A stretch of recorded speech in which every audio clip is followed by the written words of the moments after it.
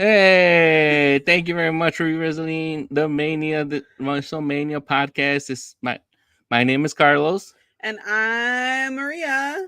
and with us we have a guest, Wayne from Podcast Championship Wrestling. Let me talk to you. Yeah. Yeah. All right, here we go. We're coming at you. We're breaking down and revisiting WrestleMania 6. This is Hulk Hogan, the power of Hulkamania versus the Ultimate Warrior and Warrior Nation. Wayne, this Yeah. is your first WrestleMania, if I believe that you watched, right, as a child. First one that I can remember. You can remember. Okay, That I can definitely want to remember. hear. So let's see. What was is this your first introduction, or how long do you remember watching wrestling for? You know what? I feel like this definitely was my first introduction, and then I kind of phased out a little bit because I wasn't allowed to watch wrestling as a kid. I had to go to other people's houses.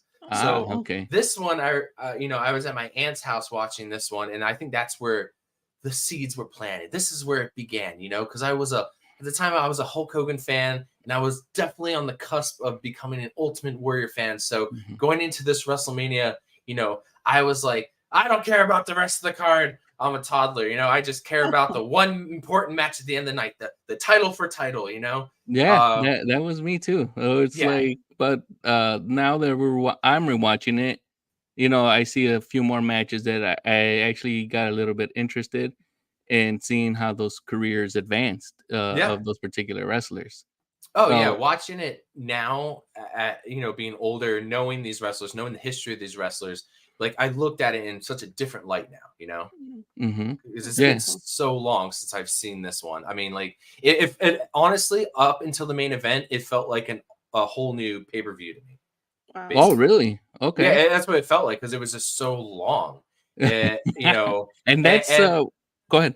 Yeah, and we'll talk about it, but like the huge differences in this WrestleMania, just the style, the way they present themselves at WrestleMania compared to modern day that we get today, Right. So yeah, because some of those things still kind of like are mainstays of WrestleMania PLEs, pay-per-views. Yeah. Now, that still continue that Vince started back in the day. Yeah. So this is WrestleMania 6. WrestleMania 6. So the year is 1990. The year is 1990. And so for everybody out there watching or that will be listening, let's set the tone for the year 1990. So Seinfeld premiered on NBC. The Simpsons debuted on Fox. Big fan of The Simpsons. General Hospital aired its 7,000th episode. If you can imagine, that show is still on. I think it's still on too. Home Alone was the most popular film, and Coca-Cola cost $1.99, and eggs were about 89 cents. Ooh. So 1990. Okay. Yep. That was a very interesting year. Now, we have Robert Goulet singing "Oh Canada." We do not get a U.S. national anthem being sung, obviously, because we're in Canada. So we don't get that. We don't get America the Beautiful or anything like that. Robert Goulet, I guess we couldn't get any other famous guys to sing. Who is Robert Goulet? I just known him as being like an actor. Yes. Do you remember what movie? No, I don't. Beetlejuice. Oh, he's in the seances. He was in Beetlejuice. He was one of the people who were sitting at the table who got shot through the roof, I think. Okay, yeah. That's all I know of him. That's the only fact I bring to the table. Nice. Well, maybe you have something for the lady that they show here, Rona Barrett. Yeah, I thought her too. Yeah. Yeah. No idea. Yeah, all I knew is that she was a gossip columnist, so I'm not sure why Vince paid her. Because she was primarily like from New York. Was she New York? So I think like at the time it's like they're grasping at straws, they're grasping at anybody who's willing because it's still early. I mean, 6. It's like, oh yeah, we've had 6 of these, but that's still early in the business for WrestleMania. So you're not going to get as big of stars as we're going to get down the road here. But it's basically, hey, do you like wrestling? Do you want a paycheck? Some people just, I don't know anything about wrestling, and they won't. They're not going to come. But like, I mean, we've seen. Some older WrestleManias, we've seen people like Donald Trump there and stuff, and like now it's just like any celebrity they can get. It's like, please show up to our event. Now it's like when we go to modern day wrestling, you go to WrestleMania, they pan the camera. There's just so many celebrities in the crowd and athletes from other sports. So yeah, that's true. This is very early. I guess Mary Tyler Moore needed money because she's in this. No, I think she just happened to be there. Oh, I guess, and then I mean, she does get up money though after one of the matches. They actually she gets $100. Yeah, $100. Yeah. So this was the first WrestleMania ever held outside of the United States. That's correct. Were there any others that you know of, or besides more in Canada? No. They have one. They have one in Montreal. Okay. Yeah, I think Canada is really like the only place we've ventured to. Wow. And it's crazy that we're now approaching WrestleMania 40, and it's still like Canada is still the only place we've gone. Wow. And there's been whispers about maybe going to London or something, Australia. I mean, I would love to see it. I mean, the only thing that would suck is going the time. Well, yeah, the time. Like, because we're so used to, like, say, like, when they go to Saudi Arabia, it's like, hey, guess what? The pay-per-view's at, like, 12 in the afternoon. It's like, oh, my God. Like, I don't know. 2 days of that, Yeah. Right. Maybe they'll be able to hold it for longer there if they hold it like it's Saudi Arabia. Yeah. Oh, yeah. That'd be cool. But then they'll have to find somewhere to keep them cool because they'll probably be out there, like, in the middle of the day.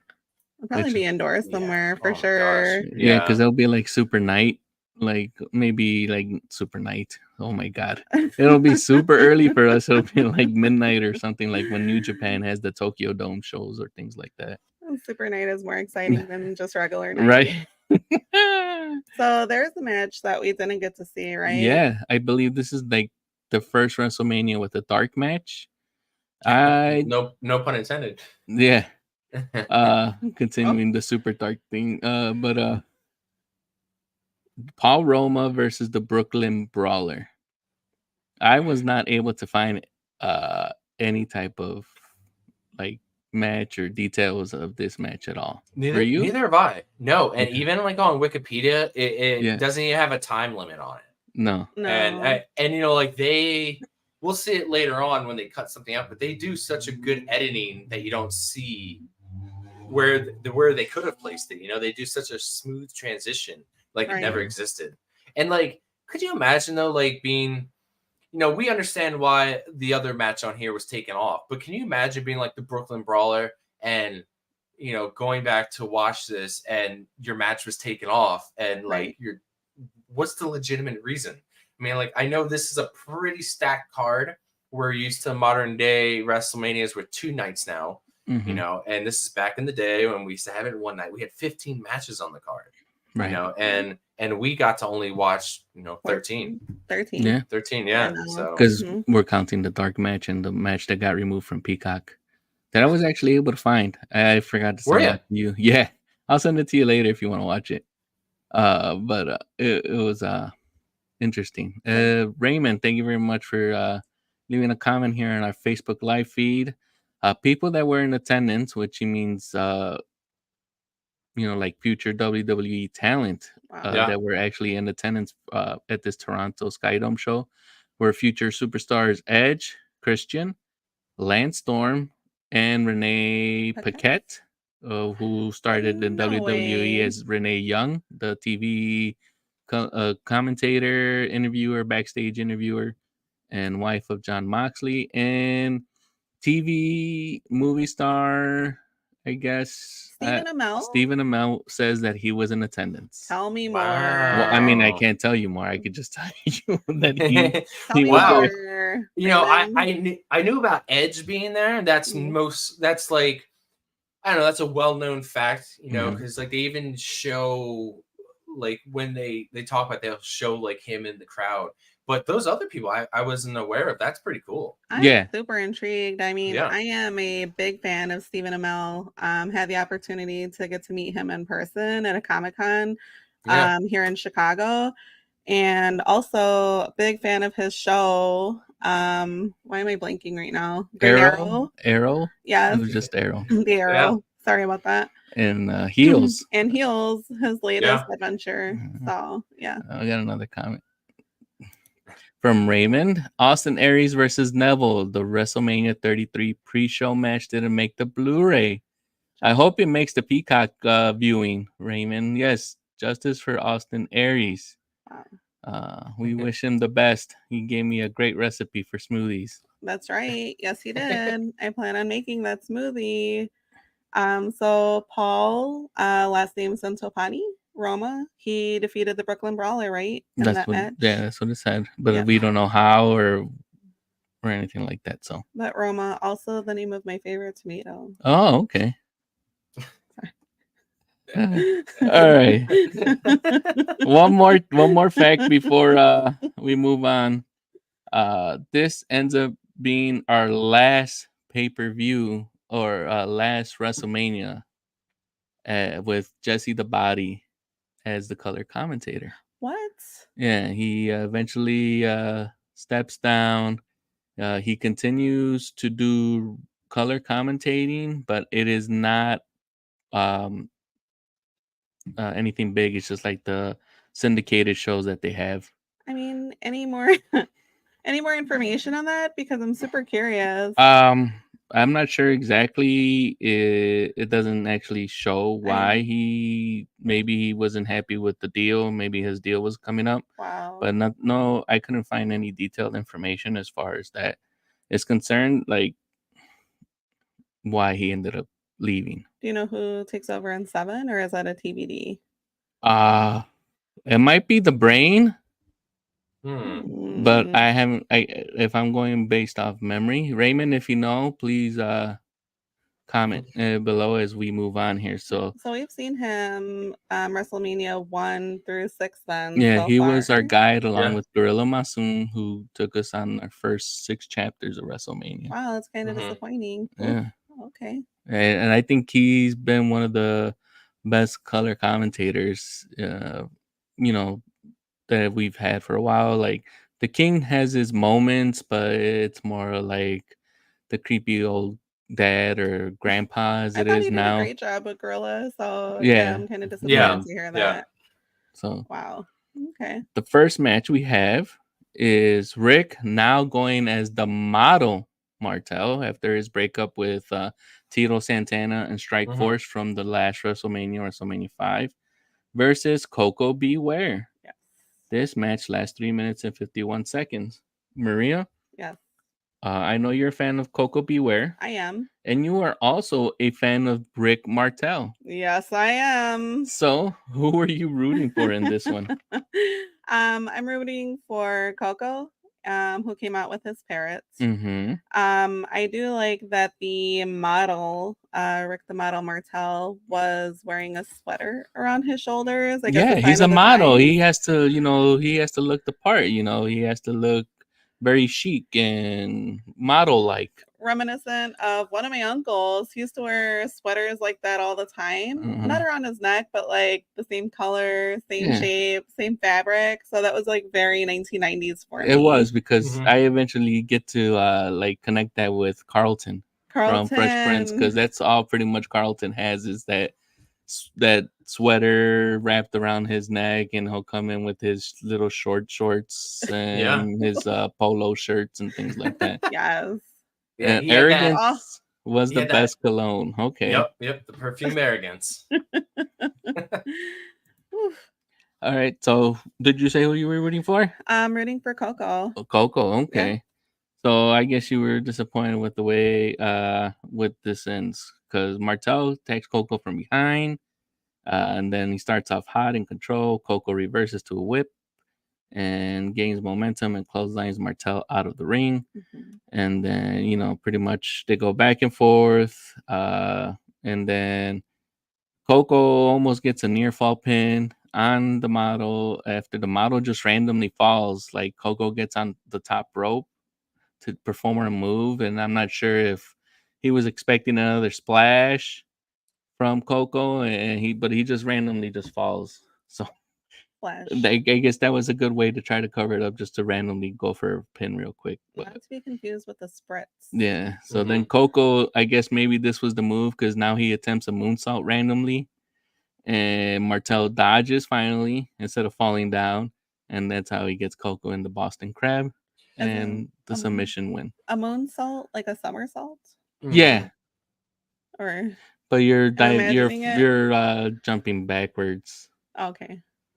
Yeah, yeah. Like it's like a flip. Back in this time period, like anything from the top rope was like, oh, they're doing something up the top rope. Now it's like every wrestler goes to the top rope and does something. Like even like Bronson Reed will go to the top rope and do something. But like for me, this was like a squash match basically for Coco. Even though he was like a mid card talent. I like when he always would come out with his bird, Frankie. I think that was the name of his bird. It made sense for Martel to win because he was on the rise here. Even though Coco Beware also makes the Hall of Fame down the road, which is great. But I don't think the models made the Hall of Fame. Really? I don't think so. I do recall him being in, I think it was like 2K19. He may have been in that game. That's the last thing I remember of him. I think he also had something to do with the characters Deuce and Domino, because I think he worked backstage for a bit. I'm not quite sure. I think Martel did a great job. Like I said, I'm rooting for Coco, but he definitely went in. Like you said, he flies off the rope, which at that point when I was watching it, you were like, "Oh shit!" I remember. You're like, "Oh shit!" He does a great drop kick, and Coco does like a flying gesture. Is that like his move? Well, he's supposed to be flapping his bird wings and things like there you go. But I mean, go ahead. Sorry. Well, Coco, according to my friend Raymond, was made part of the Hall of Fame as part of the video game tie-in. That's probably what made him. But now we want justice for the model. Maria, these guys actually fly. And then I did some research, and according to Jake Roberts in this headline, he's flabbergasted that the model Rick Martel isn't in the WWE Hall of Fame. So that answers our question, and we do want justice for the model. I mean, I was impressed also with that suplex that Martel pulled off. On Coco? Yeah, Coco picks up towards the end of the match, and I saw a flying headbutt from him. Yeah. We got a 2 count, so I was like, are we close? Yeah, but we weren't close at all. So. No, those near falls always get you, and they make you think that that they're gonna get it. So yeah, then go ahead. The match is only like 3 minutes and 51 seconds. Like when you look down this card for the evening, it's surprising like how there's a lot of short matches. A lot of short matches leading up to the main event, and it ends in a Boston Crab, and you're just like, Well, that's his finisher.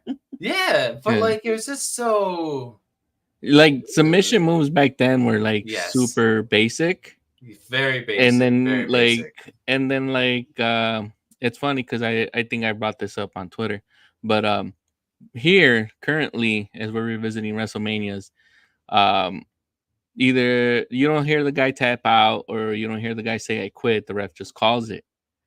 If they're put in sleeper holes, then they do the arm drop test where it has to fall 3 times. But if you do put someone like in the Karakuta clutch now, they could just tap or whatever. Yeah, exactly. Like Wayne's doing right now. Wow. So and then they you can tap or whatever. But I want to see that arm drop test come back.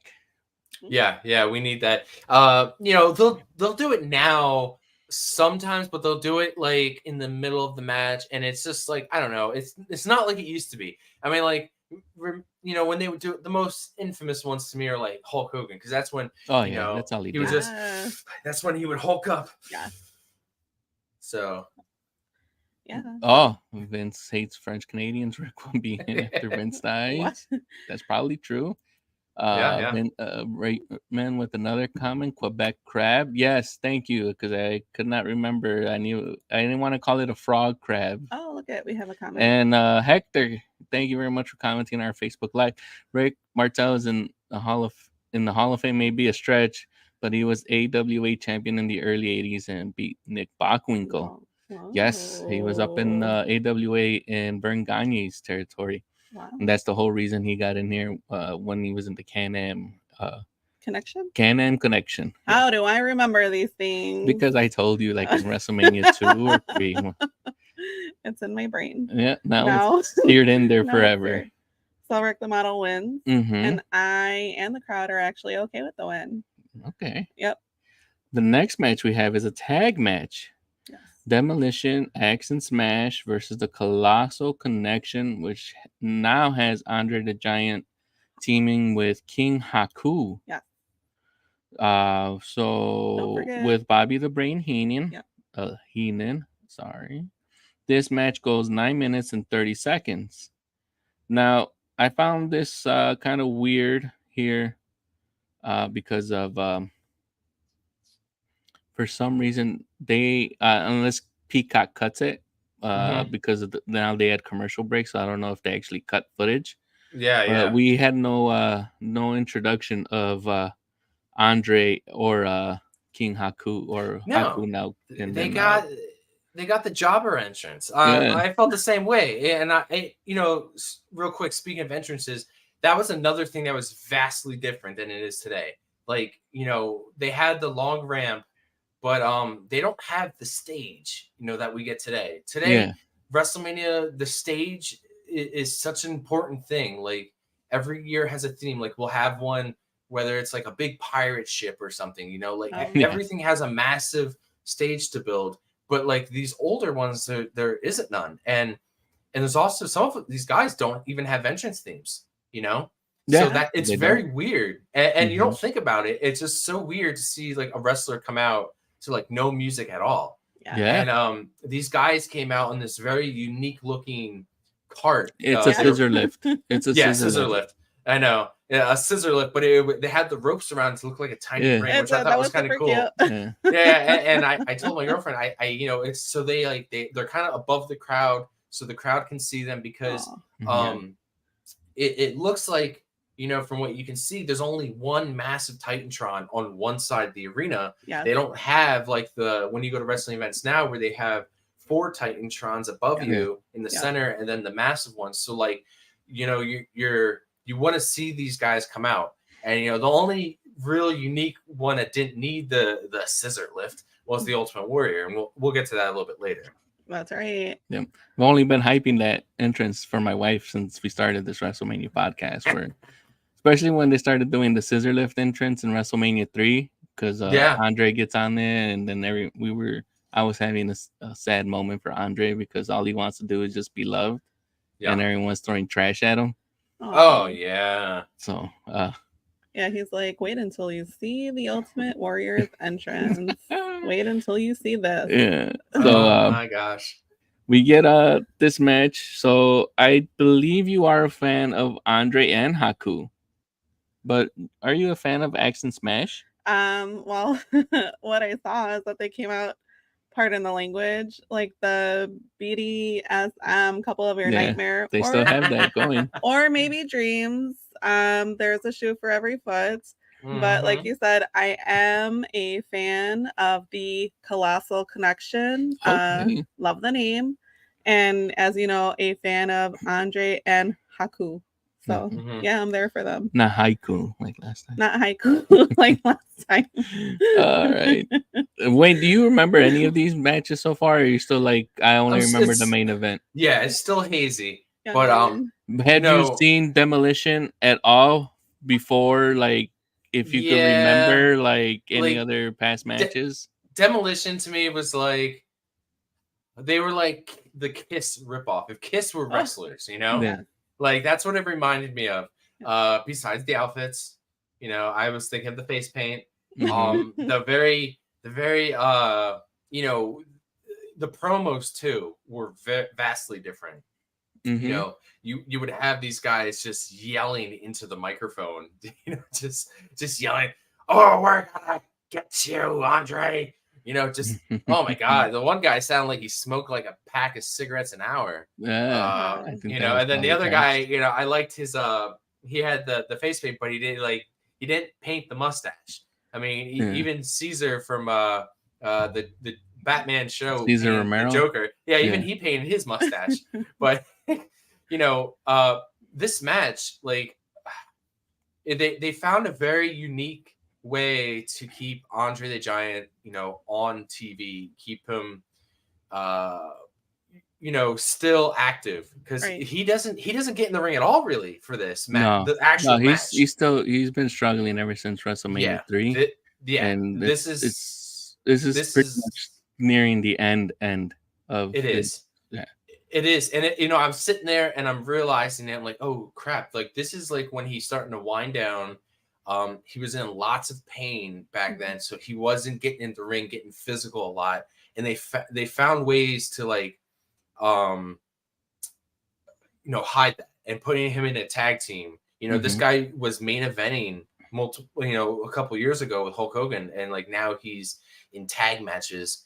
And I believe this is his last televised match. Wow. You know, even when he did when he was in The Princess Bride, I mean, I'm sure everybody remembers that movie with him. That's what he's like well known for. He was in so much pain in that movie. Like even the part where he has to catch the princess, he couldn't do it. She had to be lowered in his arms. And it's sad because he's such a large man. Like this guy is 7'4", 500 pounds.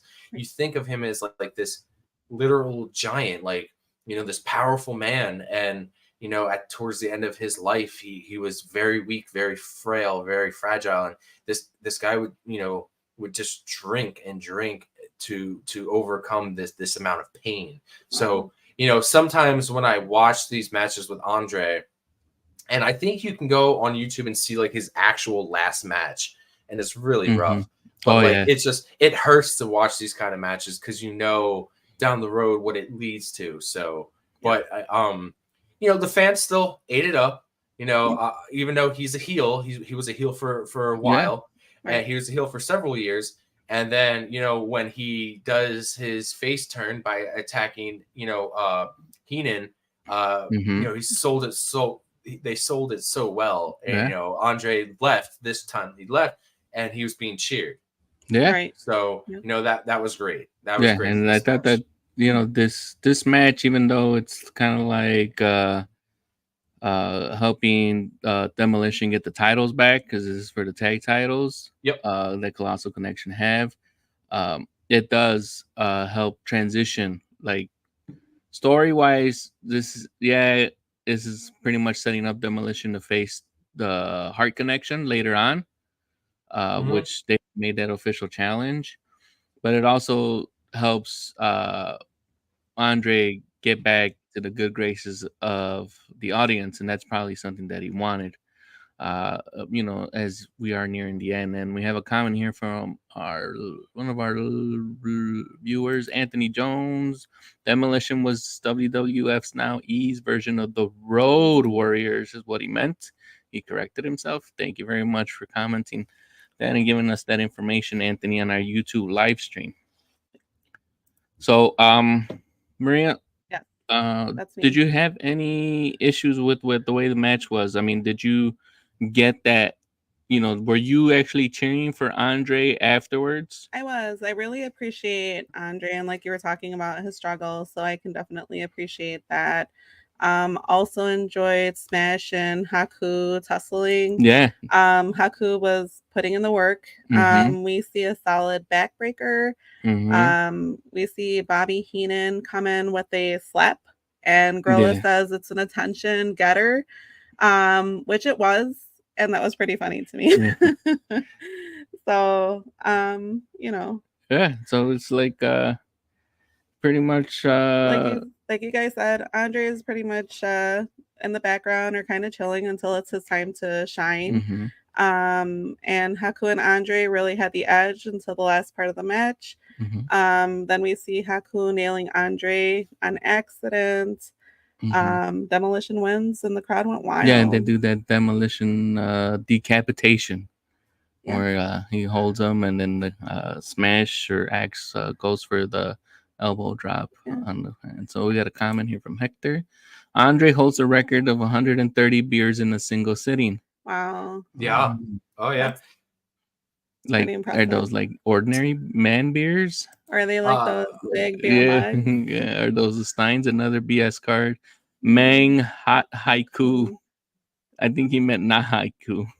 I think he meant Haiku would destroy everyone on the card by himself. Unless I'm not gonna judge Raymond if he thinks that haiku is hot. Then everyone has their tastes, and every shoe has a foot that goes with it, right? Yeah. Yeah, leave it to Haku to like carry that match as well, you know? Yeah, Like, he's been a carrying- good worker for the past 3 WrestleManias that he was in. That's Yeah. right. With the Yeah. Islanders and then King Haku last WrestleMania 5, and now with this one. It shows that Vince had some great trust with him to be able to go out there and pretty much have like a handicap match with this tag team title. And I'm watching this now, but if you were watching this when WrestleMania came out, Mhm. either live or on TV, I mean, lucky you. It was pretty cool. Mhm. And I would definitely recommend Yeah, because I remember watching this. I remember parts of match. this match, but I remember being happy that Andre was back being on the side of good instead of with the Heenan family. Also, part of my language, Andre slapping Bobby Heenan is the definition of fuck around and find out. Yeah, pretty much. Pretty much. You If poked anyone, the giant. if you wanted someone to fuck around and find out as a manager, Bobby was your man. So- Comment from Hector. He went by Haku, Mang, King Tonga. Yes, that man was solid and always put in the work. Yes, that's what right. we're seeing. Yes. Thank you, Hector. Now go ahead. So, fun fact, Andre the Giant actually stopped at a pub here in Pennsylvania. Ooh. Actually, my hometown here in Reading.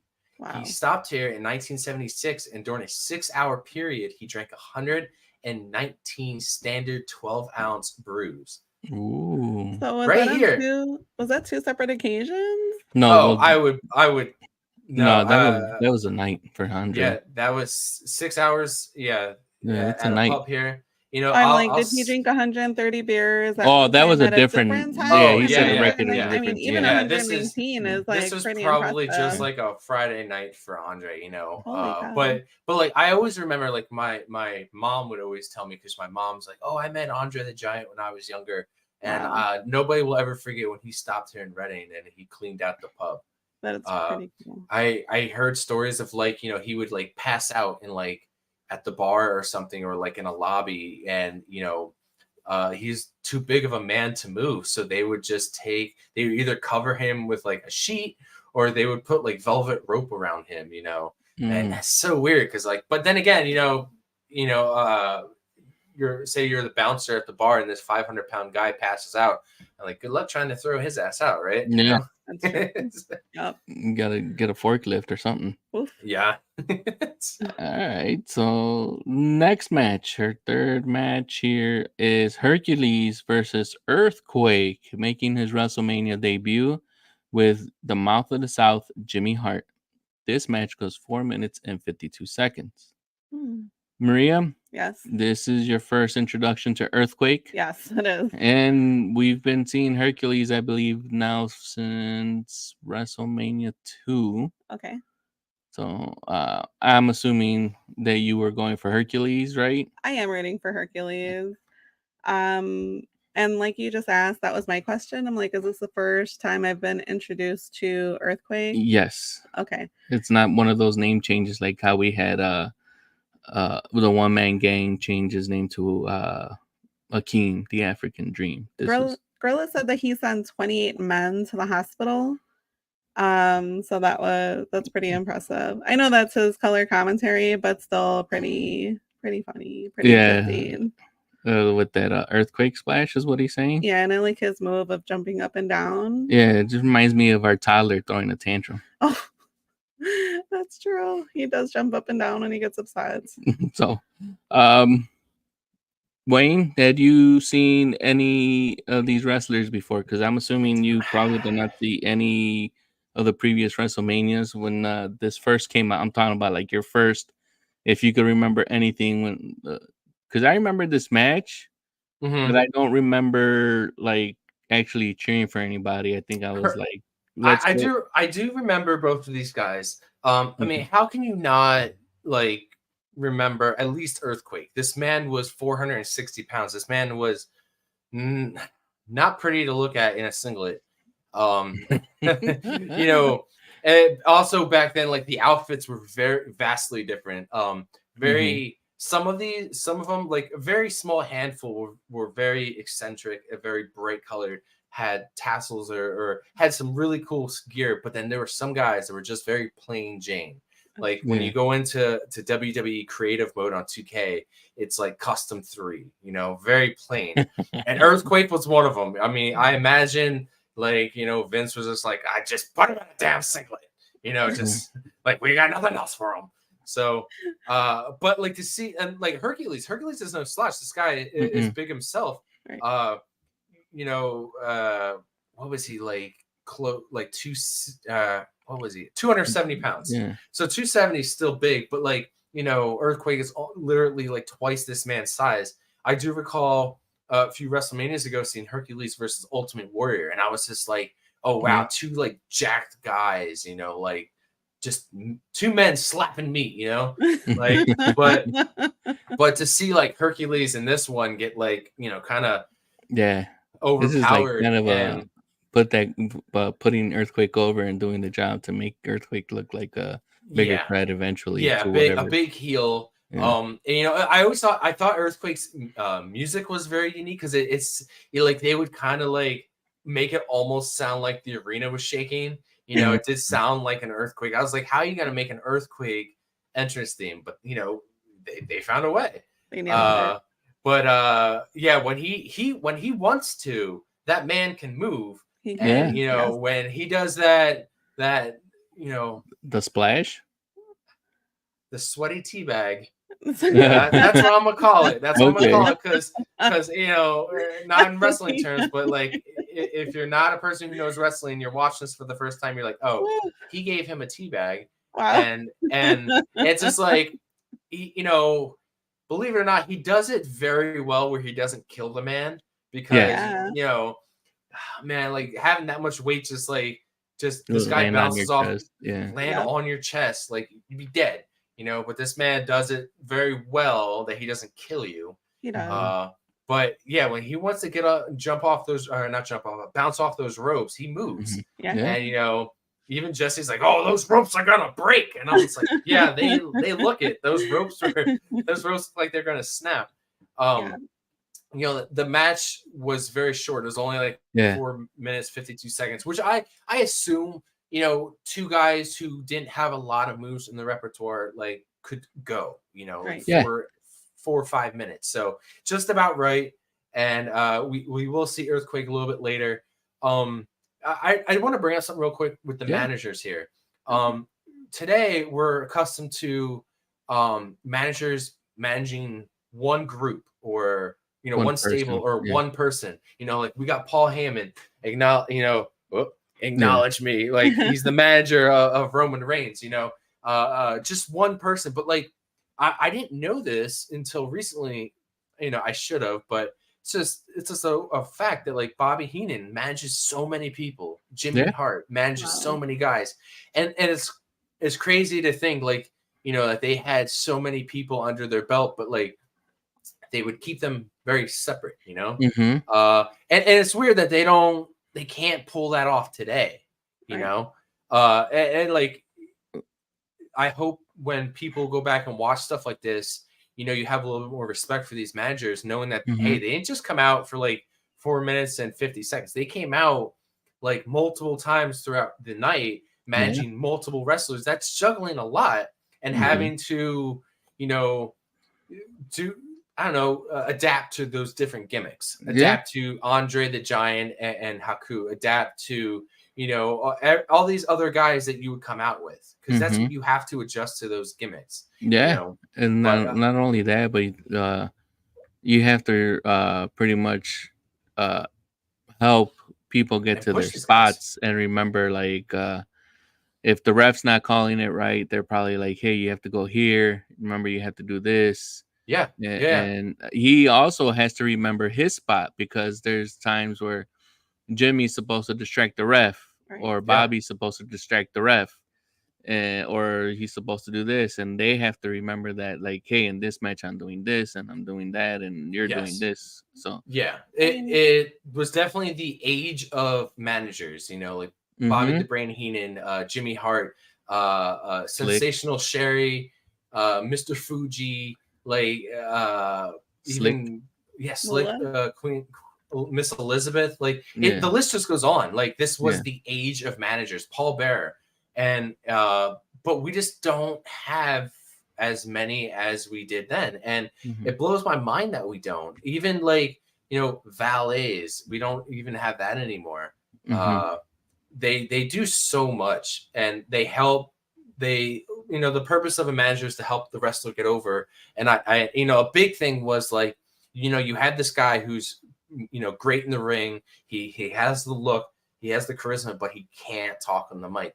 And that's where a mouthpiece comes in, a manager. And there's a lot of wrestlers today that could definitely use them, So let's bring those back. Let's bring back managers. Yeah. I'm very curious. I need to look into that. But I mean, so we see Earthquake win, and I'm not mad at it. Interesting things about Earthquake is that he is, one, a Canadian wrestler. Okay. Two, has been interested in wrestling since he was 6 years old, which I thought was pretty cool. That's what they do in Canada, hockey or wrestling. He was just, like, super interested since he was 6. And I also read that before wrestling, he was a Canadian wrestler that went by Earthquake, but he was also a sumo, which I thought was very awesome. Oh, okay. I don't know if y'all noticed, he had that big tiger tattoo on his shoulder. So when he was a sumo, he'd have to cover that up. Yeah, because they don't allow tattoos in Yeah, but he dropped out of it, sumo, because it was very, like, taxing, and I he bet. would have had to get a skin graft to get his tattoo Yeah, removed. because no tattoos unless you're in the Yakuza if you go to Japan. So, yeah, I'm like, Earthquake was super interesting to me. I'm like, who is this guy? Short match, but very curious. Yeah, it puts a good impression. So the next match we have is Brutus the Barber Beefcake versus Mr. Perfect, with another wrestler making the WrestleMania debut, the Genius Lanny Poffo. Maria, I know you're a fan of the Beefcake. Yeah. And I don't think you were a fan of Mr. Perfect, but who were you rooting for? I'm rooting for Brutus.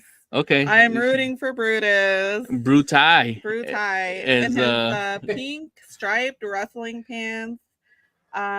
Ladies, gentlemen, do yourself a favor. Watch this match. Oh, I thought you were gonna say get a pair of those tights. I mean, he does an amazing flip, and it's a spectacle, and I'm here for it. Yeah. So some tidbits here. What did you think about the Genius?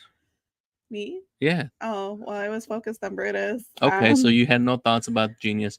Would you, since I'm not gonna force anything, but would you believe that the Genius is actually related to someone that also is on this WrestleMania card? Oh, yeah. And if you had to get, oh my God, no! Oh, wait, you're giving away the clues. I would not have put that together that they were related. Wow. Yeah, rest in peace. Yeah, no, neither would I. And, yeah, you never would have thought about it. Never. So Randy's last name is Poffo, so he's Randy Poffo, Lanny Poffo. So, oh, okay. Yeah, those guys were brothers. So wow. Eventually, Lanny finally makes his way to WWE and makes his WrestleMania debut. He had already been with the company, but I'm just putting that out there that they finally get these brothers in there together. Ooh. Wow. But from what I can remember, I don't think they actually ever worked together. No, No, not like as a tag team. no, not as a tag team or against each other or anything like that. wow. Unless I'm missing something. Okay. So you're going for the barber. Yes. So Mr. Perfect attacks Brutus from behind because that's all what the bad guys do. Punches Mr. Perfect out of the ring. Perfect gets back in. Atomic drop out of the ring. So this happens a lot. Did you find this like any issues? Like if you had watched any other WrestleManias, Wayne, where the bad guys primarily doing the in and out of the ring type of strategy? Yeah, no, I mean that's typical heel chicken shit, right? Stuff Yeah. like sliding in and out of the ring. But I think it's like I think in WrestleMania 4, Yeah, it gets maybe because of the tournament, but that's a tactic that gets like pretty much back into tool shit and just pretty much has like someone go hammer that little animal's head in, type of thing. Where it just becomes redundant to me, and I just eventually get bored with the match and don't want to watch it when I keep seeing that. It makes it drag out. I mean, this match was longer than most others that were on the card thus far. 7 minutes 48 seconds. This was, I think, this is Mr. Perfect's first pay-per-view loss. So on TV. That was his first loss. I don't know why I said it like that. First loss since he made his WWE debut, as I think Jesse and or Gorilla points out. Wow. Now, I don't know if anybody else will agree with me, but when you watch Mr. Perfect wrestle, I think of now. It's not the hair; it's just the way he would sell. His man. I would think of Dolph Ziggler. Okay. Dolph Ziggler reminds me a lot of Mr. Perfect. Yeah, just getting the guy over and doing the job and making him look good. Mr. Perfect, talk about a guy who's never won the big one. This guy it seemed like he always floated around mid card. I think the last I recall of him, maybe the 2001 Royal Rumble. Maybe that's where I last recall him. I think he made it to like the last 4. But and I can't believe we didn't bring this up yet. This far into the card. But I mean, how many people? At least 50% of the people on this card are already dead. Yeah. And every match that I watched, I would look it up, and a lot of these guys did not make it past 50. They were all a lot of them in their 40s. Yeah, Earthquake passed of cancer when he was 46. I'm like, crap. Yeah. If it isn't some type of overdose of either extra what are those recreational drugs? It's overuse of performance enhancing drugs. Wow. Yep. Or tragic things of either things that happen on the road or medical issues that get uncovered from working too hard on the road and things like that. Right. So I mean, with this match, Brutus is on his knees, and I'm concerned. Oh, when they're doing that, the sleeper hold and things like that, to tire him out and things like that. Yeah, and like you said, we get some action with Beefcake and Genius. Yes. What do you think about the outro? Watch a match, skip the outro. The things afterwards, the after match activities where Mr. Perfect is gonna get his haircut because the Brutus barber rolls him up for that. I think that's called a schoolboy pin. Yep. And then I mean, it's a standard match to make the Brutus look good. Unfortunately, it comes at the cost of Mr. Perfect. But this is Hulk Hogan's boy, and Vince is like, we're gonna make you look good. So yeah. Talk about back in the 80s, early 90s, these gimmicks that these wrestlers had. Like this guy's gimmick was, I'm gonna cut your hair with a hedge trimmer, and then and he eventually, at the end of the match, he grabs a pair of scissors and he cuts Lanny Poffo's hair. And I heard that Lanny didn't know about this. No, he did not. It was actually supposed to be Mr. Perfect that was going to get his hair cut, and that's why he actually booked it. Yeah. And then I guess someone tells him to go out there since Lanny's getting his haircut to go. This guy's taking the fall for you. Go out there. And Yeah. Wow. How many mullets did we see tonight? Like it That's seemed true. like almost every other wrestler who had long hair had a mullet of some kind. That's Yeah. right. It That was like the hair. ridiculous. That was Mhm. the hair back then. Yeah. I guess business in the front, party in the back. Yeah, I guess that Brutus was out back giving people mullet haircuts. He's like, Yeah. I only know one good haircut, the mullet. You'll want the mullet. Everybody loves the mullet. So with this one, we get a little vignette of Steve Allen trolling the Bolsheviks, where he's trying to learn he's trying to play the USSR Russian national anthem. Yeah. And he plays different national anthems or little things. So I found that was funny and entertaining. The only thing I know Steve Allen is from The Simpsons, when Bart and Milhouse are trying to figure out what to buy with some money they find, and the comic book guy is trying to convince them to buy a Steve Allen Pog with their money instead of a Radioactive Man #1. That's great. I love that. That's a fact I don't think I would have remembered. That's awesome. So the next one is not televised or not shown on Peacock any longer. This is the Roddy Piper match versus Bad News Brown.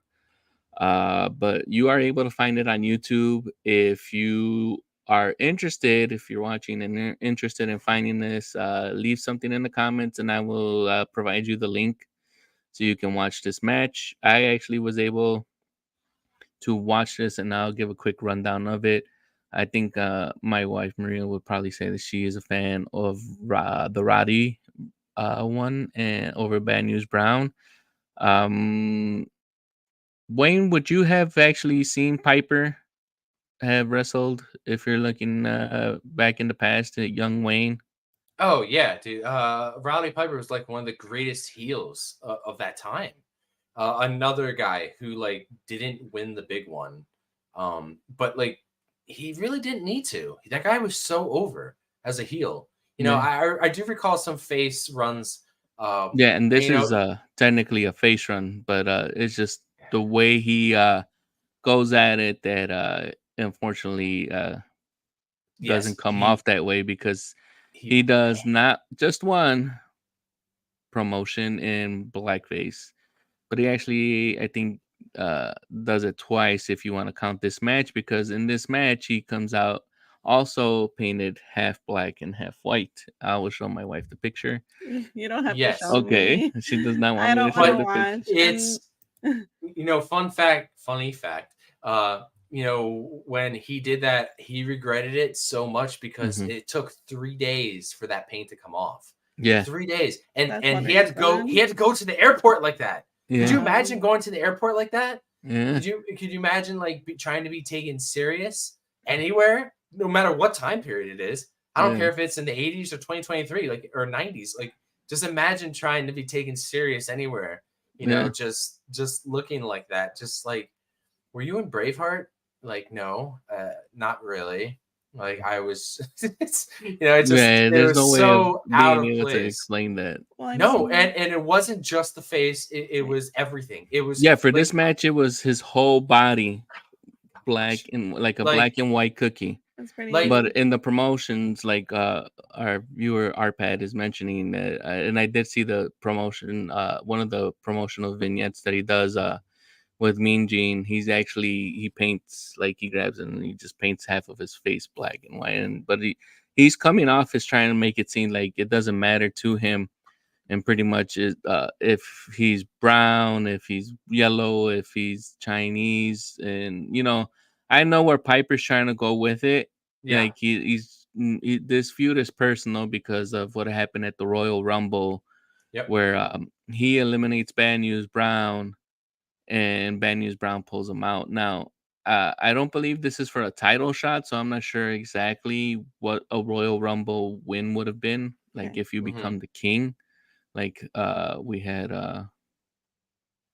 I forget who's the king in this one, but you know how we had King Macho Man and things like that later on because it was called the Royal Rumble. I don't remember that But I know that they don't start actually giving you shots at the title for WrestleMania or for at WrestleMania for winning the Rumble Yeah. until after the 1993 one, which is after Ric Flair, because they just started.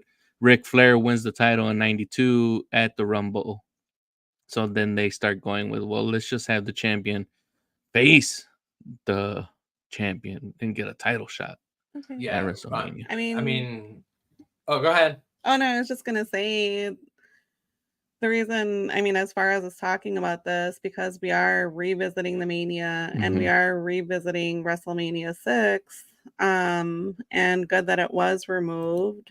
But also we need to acknowledge this because you don't know where you're going unless you know where you're coming from. Mhm. So I'm glad that they continue to keep on doing better and they keep on doing better in these upcoming WrestleManias Yeah. and wrestling period. So I mean, it kind of still gets cringy later on in the late '90s, early 2000s because Vince is trying to keep his company afloat, but it's not as extreme as this. So Yeah. he just leans more into stereotypes and things like that. okay. So, but this match ends in a count out, and it's pretty much. It looks like it's not like a scripted match, or if it does, from what I've seen, it if it is scripted, it just eventually goes personal, and they just take it outside and fight all the way into the back of the locker room. Does this take us to This takes us to the 19-second match of the Hart Foundation, Brett and Jim, the Anvil Neidhart, versus the Bolsheviks with Nikolai and Boris, who are once again attempting to sing the USSR Soviet national anthem and get interrupted by the Canadians, the proud Canadians of Brett and Jim the Anvil Neidhart. Once this is interrupted, they actually already set them up for the heart attack, and 1, 2, 3 pin and win for the Hart Foundation, who call out Demolition right afterwards. who are you rooting for? I think for this one, because it was so fast, it would have been the Hart Foundation. I think by this time I had already watched Rocky 4. Okay. Or yeah, I don't remember if it's It might have been around 85. that time. Yeah. So very patriotic and going out there like F Russia and the communism. Yeah, we're not And fans of Nikolai and Boris. Yeah, Not I'm fans. rooting for the Hart Foundation. you're too. rooting for Yeah, it. I mean, you become a Brett fan for the past 2 pay-per-views, I think. It's happening right Yeah, now. and that's pretty much what Vince wants you to believe or Yeah. get behind, because Bret Hart is gonna end up being a big star, and I think in about 2 or 3 more pay-per-views. Well, I mean, if Yeah. you're listening, you're watching, don't blink, or even grab a drink because you might miss this match. Yeah, don't see. I mean, you probably will see that it's a 19-second match, and you're like, hold on, the 19 seconds, I'm not going anywhere. Yeah. But if you were watching it live, you're probably like, oh yeah, I got time. This is probably gonna be like a 6-8 minute match, and then you get back, you're like, what happened? Yeah, like, and it makes you wonder too, like how much they got paid for 19 seconds compared to like how much the other guys got paid for, a 10, 12-minute match. These guys aren't from, Toronto, but they're from Canada. That's what, that's one Canadians thing that just cheer for you no matter where you are, unless you start insulting them, like we learned at Monday Night Raw with Trish Stratus. Yeah, so putting these guys against the Canadians, Nikolai and Boris, it was very easy for them to get over. But like, man, like 19 seconds, like what's worse, being not on Peacock because you were a dark match, or only getting 19 seconds? Jeez, like and that dark match went longer than 19 seconds. Yeah, some of these guys got done there. I feel like their entrance was longer. Well, yeah, because they had to wait for that scissor lift to get them over there. And not once. I was waiting for it, but not once did they raise anybody up on the scissor lift. Like not even like just once, just like raise somebody up. Like, man. I think they had to do. I think they had they didn't. I was gonna say I think they had to do it in Detroit because it looked like in Detroit that the ring was taller, or higher than the ramp here. But I think they did whatever they started doing here, which is they stopped short and then they just let him walk the rest of the way. Okay. So. All right. So moving on to our next match, Mm-hmm. we have the Barbarian with Bobby the Brain Heenan putting in some more work versus Tito Santana. This match goes 4 minutes and 33 seconds. Yeah. Maria, you were rooting for Tito Santana, Well, right? I was wondering where he's been because in the last WrestleMania, we've seen him in so many matches. So him popping up in this match, I was waiting for him. Yeah, I mean, Tito has been one of these guys that have pretty much been here since the beginning at all 6 of the WrestleManias. Mm-hmm. But it seems after his Intercontinental run as a champion, I guess he missed his boat to stardom, and he's just the guy who puts other people over or helps make stars now. Yeah, it's funny because I'm rooting for Tito, and I notice a trend in this WrestleMania where I'm rooting for the non-winners. I don't want to call them losers because they're all winners, and they all got paid, so they all felt like winners. They're all winners. But I see that Tito is still holding on to his Strike Force gear. He's still holding on to his trunks that have a lightning bolt and his little sombrero logo on them. I see that, like you said, I'm like, he's no longer a duo, he's an uno. Yeah, so model, if you can hear me, what is 2020? If you can hear me 33 years in the past, team up with Tito. He still misses you and wants to put Strikeforce back together again. I mean, we saw him flying in the air, and that was awesome. Yeah, so let's see. Tito starts off hot and gets Barbarian in the corner. The ref forces the break. I think this is... no, this is not the one. But Barbarian tries to go for a back body drop, but Tito reverses again. Gains some speed. It looks like he tries to go for his forearm smash, but I think the spacing is off, so he just ends up doing a cross body. After this crossbody, Tito's in control. The Barbarian reverses into a side headlock, whips Tito into the ropes, which is followed by a big boot to the face, which was I think a really wicked boot to the face. I think it looks like Tito landed on his head, if I remember that. Yeah, it was pretty messed up. I was like, oh. But they keep going.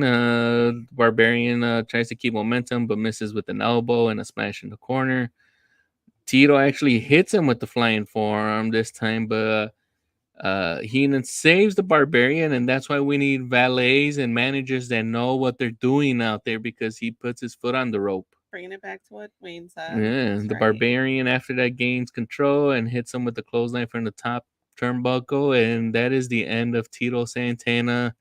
The Barbarian gets the pin and the win. So, Maria, I bet you were very disappointed to see this match. Yeah, for sure. I mean, Gorilla says it's devastating, and I agree. Yeah, it was a very devastating clothesline.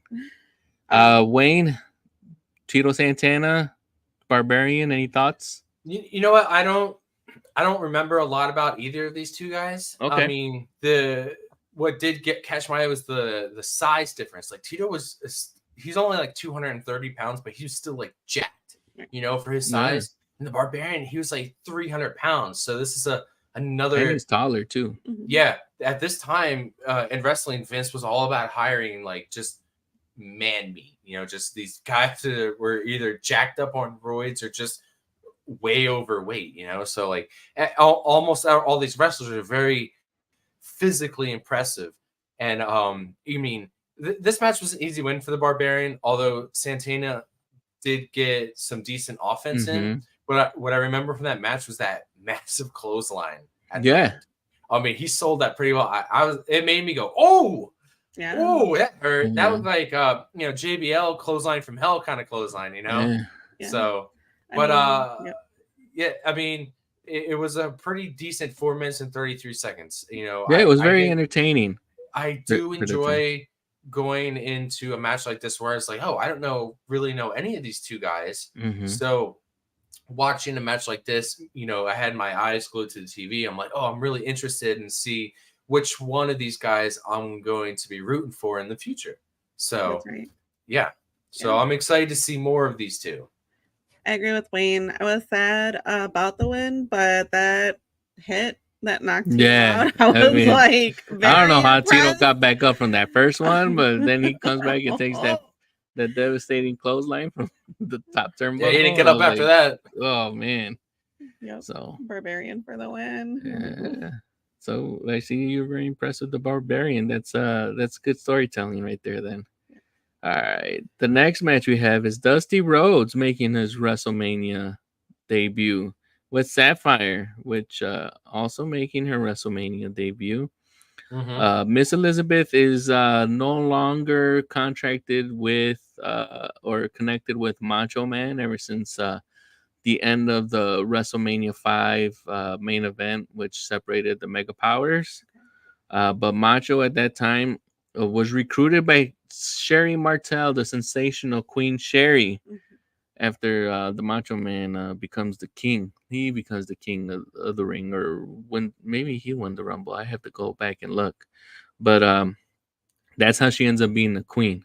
So pretty much this pairing of Macho Man and Sherry pretty much happened instantaneously after WrestleMania 5 happened. And we finally get to see a ladies match after WrestleMania. Well, I mean, it was not really a ladies match, but we do get a mixed tag team. We haven't seen a woman match or actual women wrestlers in a ring taking bumps since WrestleMania 2.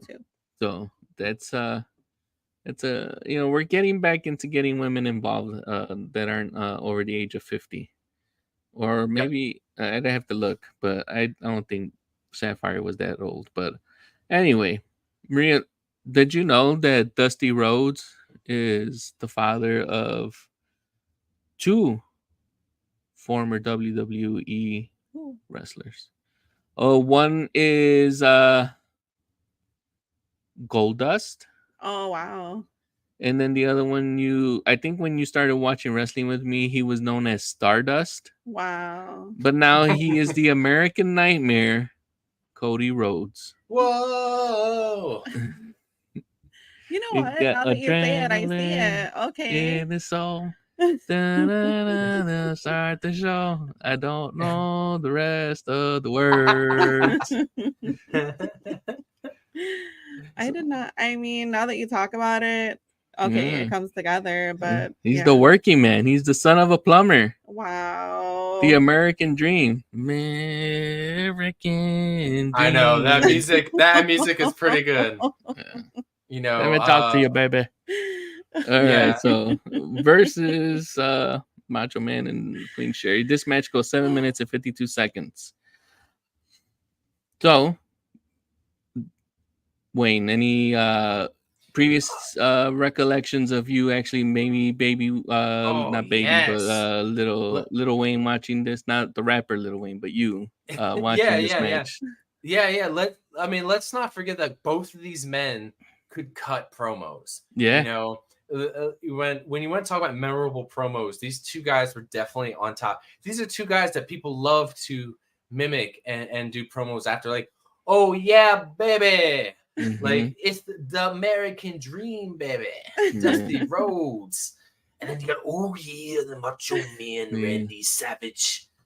The cream of the crop will always take it to the top. Like, I love both of these guys. And, you know, it is when you go back and look at the two differences in attire, like Dusty Rhodes' attire compared to Macho Man's, it's like, oh my God, like, I can't believe Dusty Rhodes agreed to be like, yeah, I'll go out there in black and yellow polka dots, baby.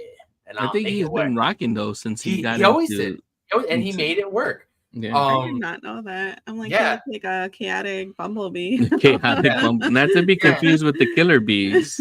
Yeah. And you know, Macho Man, and Macho Man being the king at this time was like, I think, like the perfect gimmick for him. Like, it just went hand in hand with this guy, with the music. He needed it. Yeah, he needed it. And the gimmick that he was rocking, it went perfect with it. This guy had one of the most memorable outfits of all time. Oh yeah, the long tassels. You know, he had the cowboy hat. I mean, they were all very vastly different. You know, he'd be changing them every pay-per-view. And Yes. you would always be interested to see what kind of outfits he'd be coming out in. And they were always eccentric and bright and tons of fucking glitter. But and then who can forget, if you've never seen a Macho Man match, you definitely know Macho Man from Snap into a Slim Jim. Oh yeah. That's true. Or I recently, just the other night, I just watched Ready to Rumble, and you see a lot of wrestlers in that too. Yeah, he's in Ready to Rumble. He makes a cameo with I think his valet at the time, Gorgeous George. Yeah. That's the movie with Oh, it's a terrible movie, but that's the one with David Arquette, right? David Arquette, yeah. It's back when WCW was doing everything to grasp at straws to stay on TV. Oh, so they made a movie, and it didn't even make it to theaters. I highly recommend anybody and everybody to go watch Ready to Rumble at least once. If you like wrestling, you have to watch it at least once in your life, and it has a lot of good laughs, My favorite one is my favorite line of the whole movie is the dad telling him, to grow up because wrestling's fake, and he goes, "Wrestling's not fake." One of the best lines in the whole movie. It just reminded me of myself being a hard mark at a young age. So, and then also, I think one of his greatest the movies that he was in was Spider-Man. He was in the Tobey Maguire first Spider-Man.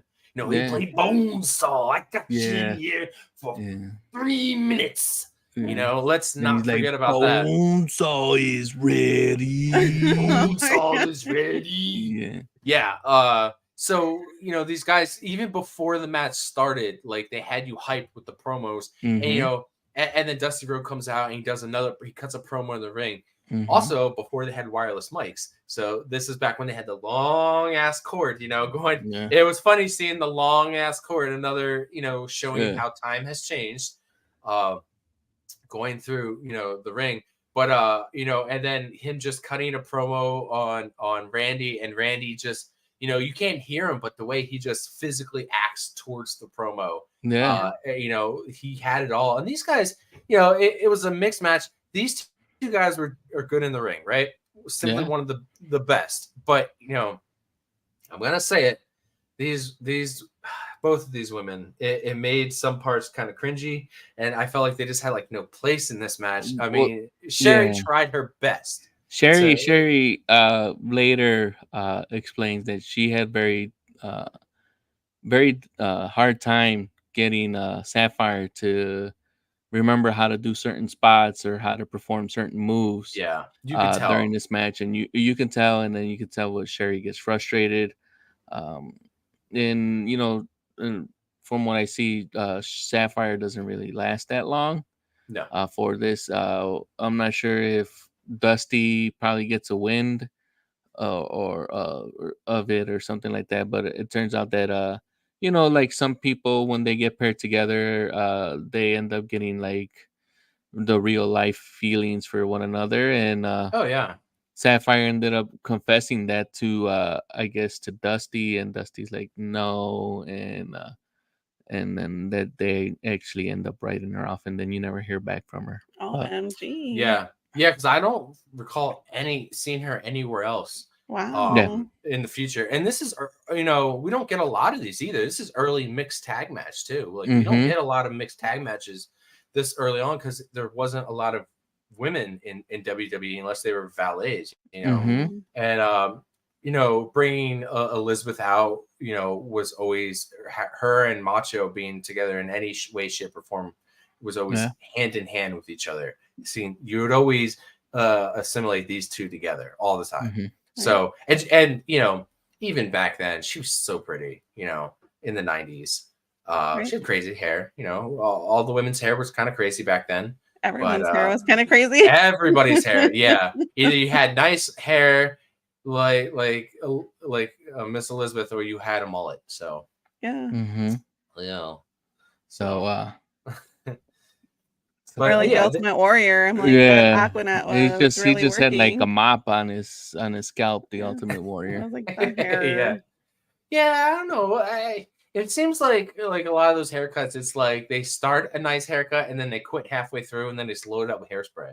They're So like, a lot of that's hairspray back then. the Yeah. style. But yeah, 7 minutes and 52 seconds of this mixed tag match. Yeah. So not long. So you have any issues here? It looks like it's pretty standard type of thing where it's like Macho Man and Dusty are pretty much doing the most of the work, obviously, and it's a mixed tag, so it's like guys fight guys, women fight women. Yeah. Eventually, that rule gets broken. I think by Dusty, but not like in a malicious, like purposeful way. It's by accident, and then just keep going with it. Uh, so they get the Dusty and Sapphire end up getting the win because Sherry gets distracted by Miss Elizabeth, and then Sapphire gets a roll up pin and win after she trips her up while she's on all fours. You have anything like that you liked about this match or anything, Bam, that you want to point out?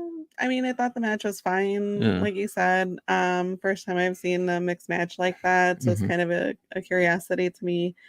Also, shout out to that gentleman wearing a Batman t-shirt in the audience. Yeah, this is after Batman that's a 1989 brand comes out. new shirt. That's a hot new shirt. I even pointed that out too. That's awesome. Because I pointed that out too. I go to my girlfriend, hey, Andrea, check that out. That shirt is like crisp, fresh off the line. That is like Michael Keaton Batman shirt. That guy just saw that movie recently, and he's like, I'm going to go buy that shirt. Yes. I was like, I have that same one. Yeah. Of course. Purchase at a much later time. But a fan of the Batman. Very cool. Yeah, I think this is one of my favorite matches just because of the two wrestlers we have here involved.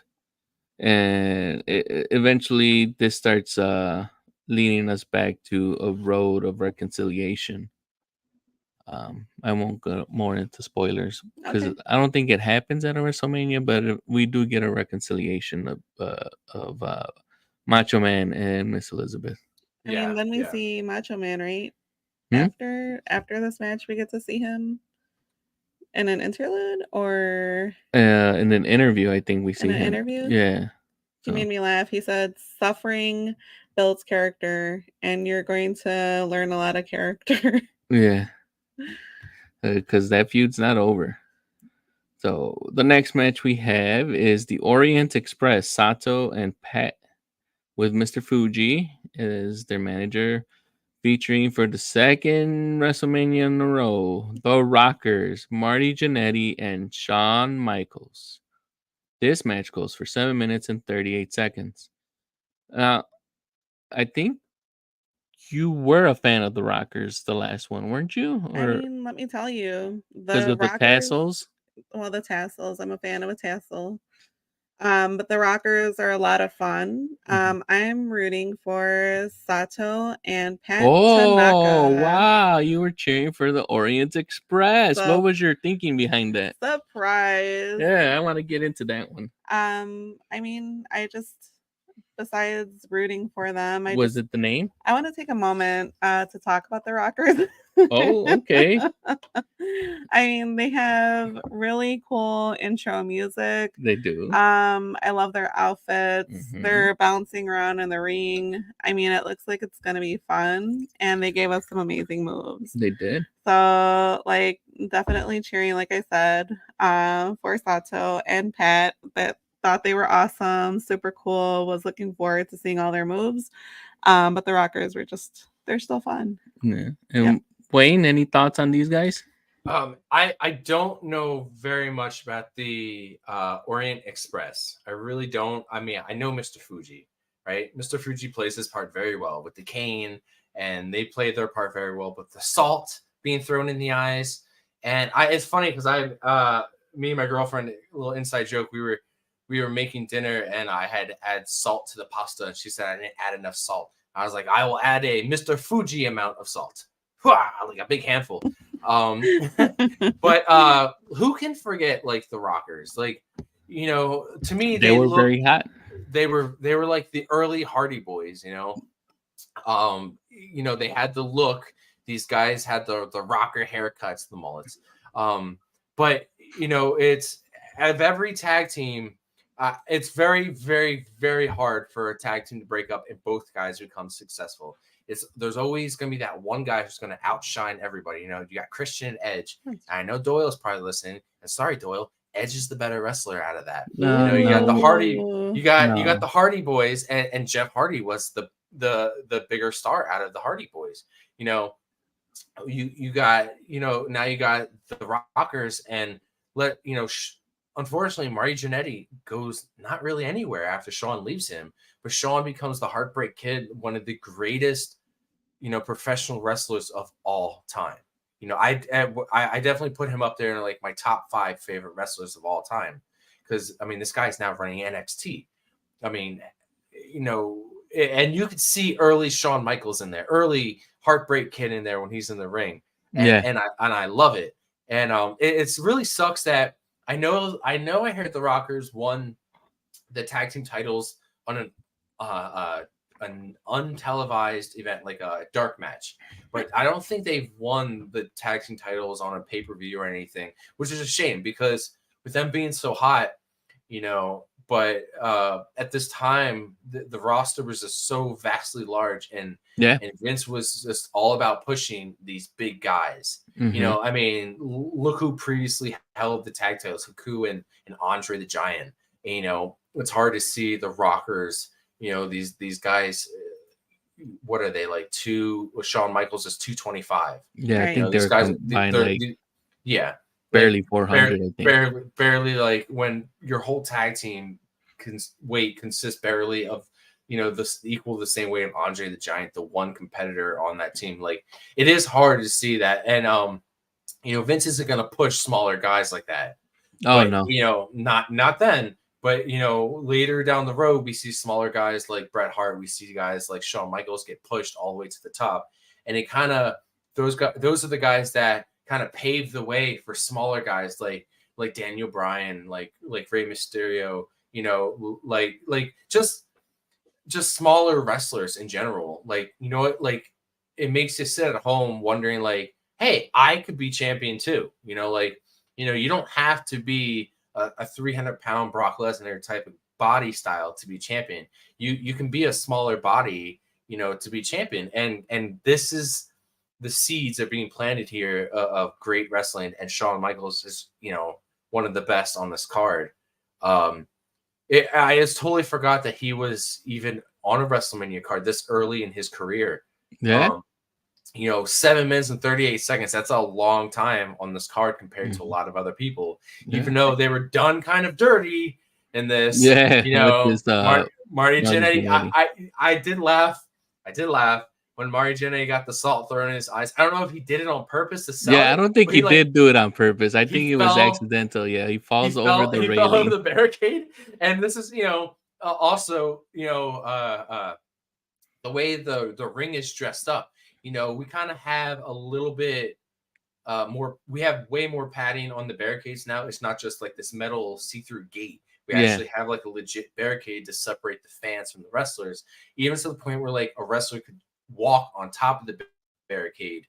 You know, so it was kind of funny to see him like, whoa. Yeah, it looked like he was drunk or something like that. And so if he was selling it, he sold it well, and he's taking the apron and he's like, oh, the salt's so bad. And it's a shame how this match ended, but like that's just how a lot of these matches ended this night, where some of them ended dirty. You know, just a manager doing, you know, manager things.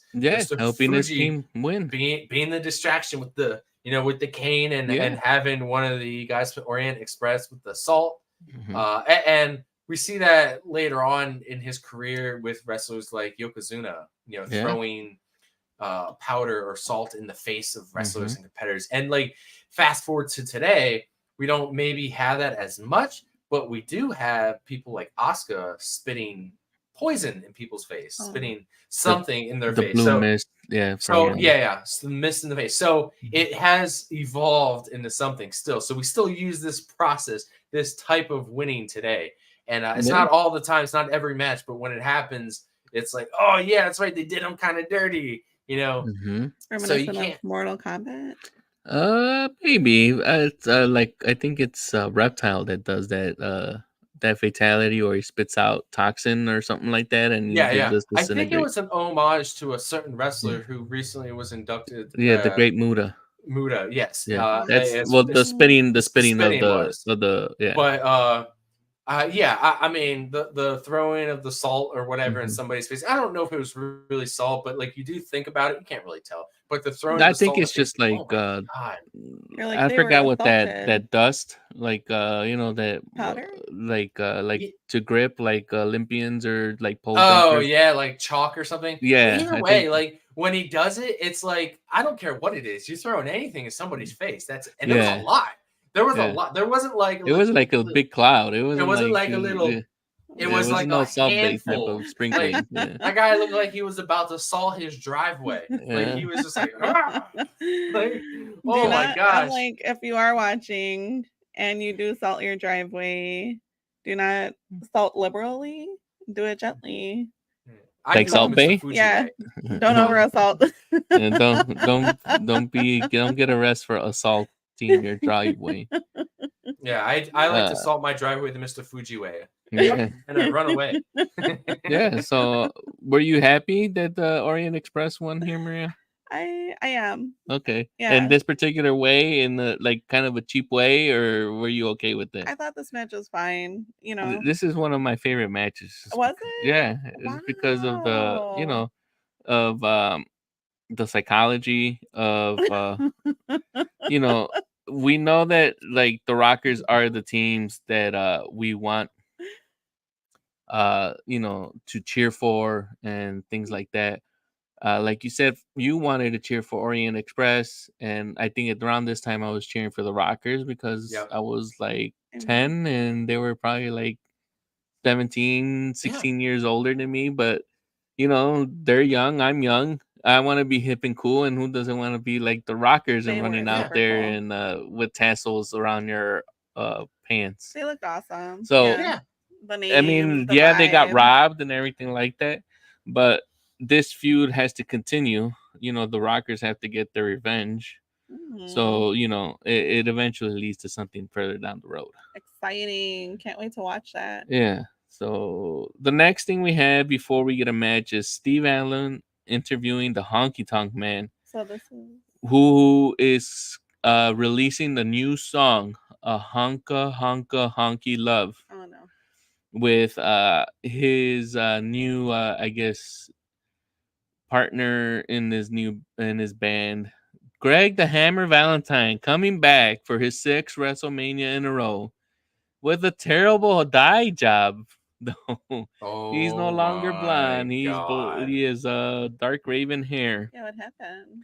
I don't know. You tell me what happened to your nugget. I don't know. His hair. I was super disappointed. I'm like, whatever this is. I struggled watching it. I like that Honky Tonk Man is, like kind of like known as being like an Elvis like fan and impersonator. Mhm. But to me it looked like Greg looked more like an Elvis, like the fat Elvis, more than the Honky Tonk Man. I feel like Mary Tyler Moore also said that later on. Yeah, Mary Tyler Moore says that after Rhythm and Blues sings later on, I think in 4 matches, they go over there and they interview her. She did. Yeah. So Mary Tyler Moore, for some reason, I guess they see her sitting in there and they're like, hey, can we talk to you about these bands? But yeah. so after this vignette is done, we get Hacksaw Jim Duggan versus Dino Bravo with Jimmy Hart, and for some reason Earthquake has to be there. This match goes for 4 minutes and 15 seconds. When in Rome. Maria, were you rooting for Hacksaw or Dino Bravo and the rest of Team Canada? I am rooting for Hacksaw and his 2x4. Hacksaw and his 2x4. I'm surprised because we're in Canada. And for some reason, no one told Hacksaw Jim Duggan because he's trying to start a USA chant in Canada. I don't know why. I mean, they've been saying Toronto. I'm sure he had to cross the border and check into customs, but he's still trying to get everyone to chant USA. To be fair, when they were singing "Oh Canada" or the national anthem, They didn't sing the American one. They just sang. they sang the Canadian. What Yeah, did I it was say? just I don't know. You're probably about to say something. Oh, when they sang the Canadian national anthem, it felt like when you're in church and you're kind of saying it, some people are not saying it, and some people are just mouthing. Oh, okay. In the intro. So yeah, but I was like that. maybe Hacksaw was doing that version of it, and that's Like- how he got confused. He's like, they're singing the Star Spangled Banner, right? Like some Okay. people nailed it, but some people were just like, what? So you were going for Hacksaw, okay? Hacksaw. So getting down here, we get some interference, and I guess the Hacksaw tries to get him for his finisher, that 3-point stance tackle that he does. Okay. But it's at this point that Earthquake distracts him, and then Jimmy, the mouth of the South, and this is why we still need managers and valets, guys. They're very crucial if you want those W's for you your future superstars that are watching this, hopefully. Yeah.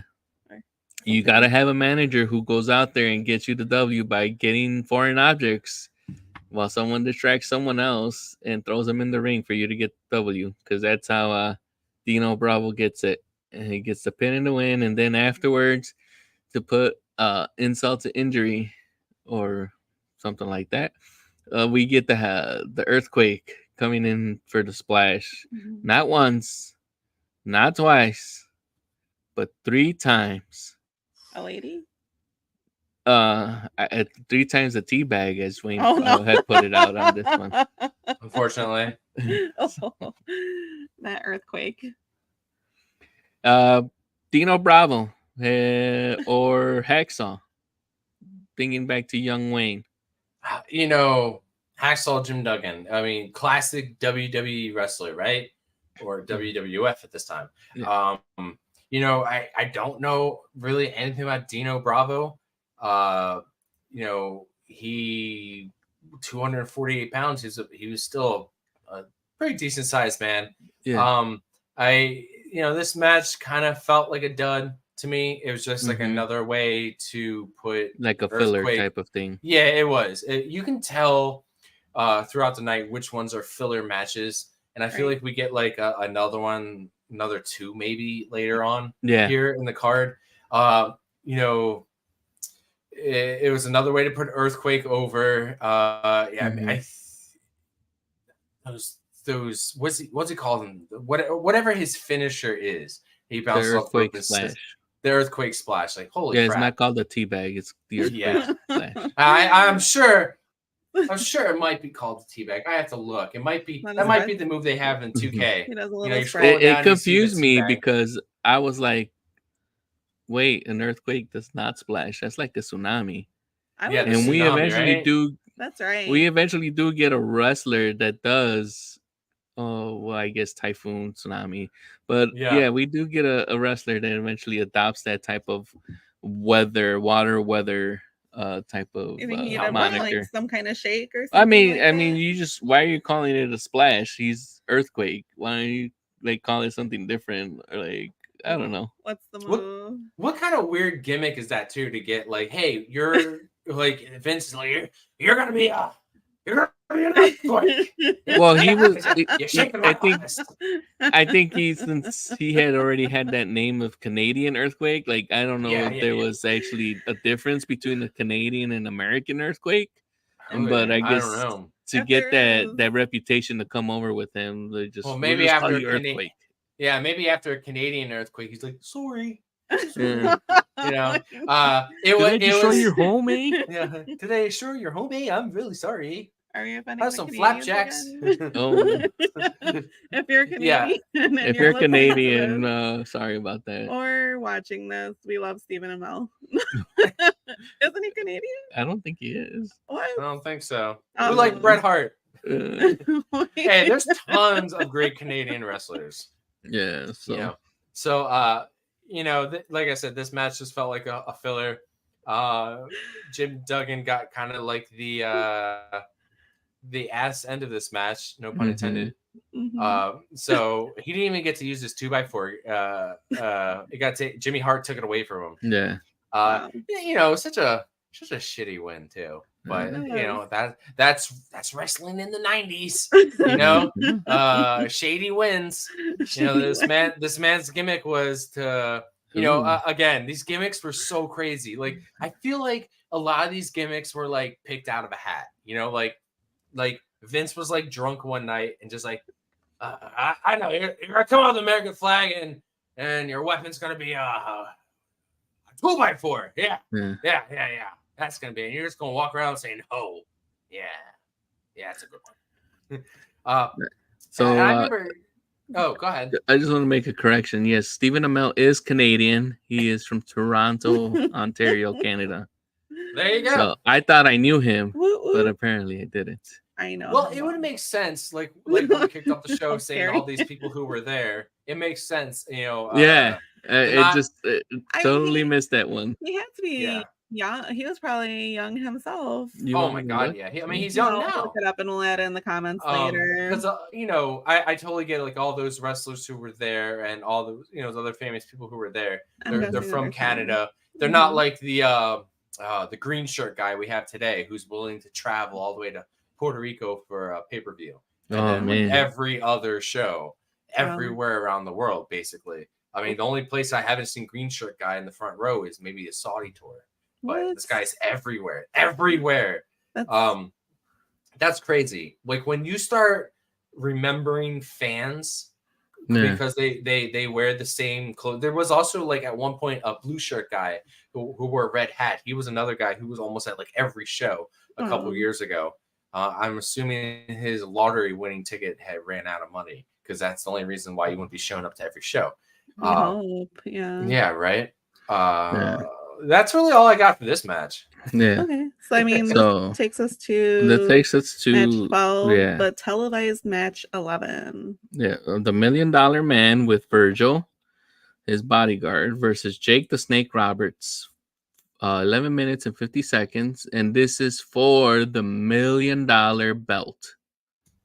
So we finally get the $1 million belt in actual, I guess, competition, because he did show it off at the previous Mania, but it wasn't something that someone could challenge for. So now it's part of the title rotation. So $1 Million Man, I know you're a fan of. Sometimes you feel like calling him the $2 Million Man because of his haircut. His hair is glorious. And you like Jake the Snake. So I bet you were torn when this match came by. That's true. And I don't know if y'all noticed, but Jake the Snake landed super ugly at one point. I was like, I don't know how he felt like that, but I was concerned. So you made a pick, or? Yeah, I mean, I'm rooting for $2 Million Man. Oh, the $2 Million Man. Okay, so now he should be known as the multi-million-dollar man. Multi-million-dollar man. Yeah. I mean, and then Jake is back in the ring and he hands out some hundreds towards the end, which is interesting. So what did you think about this? You know, it's a very long match. Okay. It's a lot of things I think that I had pointed out before, where they grapple. Jake gets the upper hand. Ted goes out of the ring. $1 Million Man comes back in. Jake is on a roll, and then he signals for the DDT already. And $1 Million Man runs. It's pretty much him getting, Ted going back and forth, trying to, like, I guess, pick his spot, quote unquote, until he can get the upper hand on Jake. And then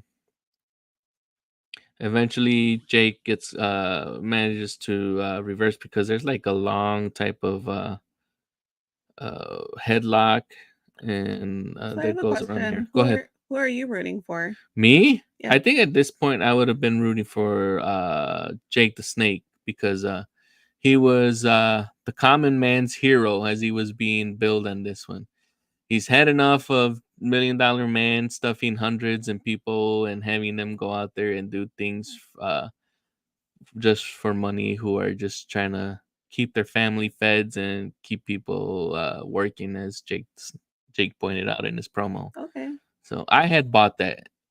Wayne, did you also follow into that whole storyline? I mean, these are two guys who are also like great heels. I don't think Jake was a heel at this time. But I mean, who can forget the $1 Million Man? Everybody has a price. And he does that great laugh that he has in his theme music. I mean, also like, very few people on this card have really great theme musics though. Dusty Rhodes, Randy Savage, Ted DiBiase, Ultimate Warrior, Hulk Hogan, but he was one of them. He had a great gimmick. Talk about pulling out the great gimmick out of the hat. Like you're gonna be $1 Million Man. You're gonna be just in like these nice clothes, and you're just gonna be walking out with cash, and you can just give it to whoever the hell you want, and giving out hundreds to people in the crowd. And there was also, I don't know when, but I did see a very old video of the $1 Million Man making somebody kiss his foot, and that person was Rob Van Dam as a kid. What? Yes. Do you remember who Rob Van Dam is? RV. Are you confusing him with Jean-Claude Van Damme? Yes, I am. A lot of people do. But you can Google that's the whole gimmick of him, that he kind of looks like Van Jean-Claude.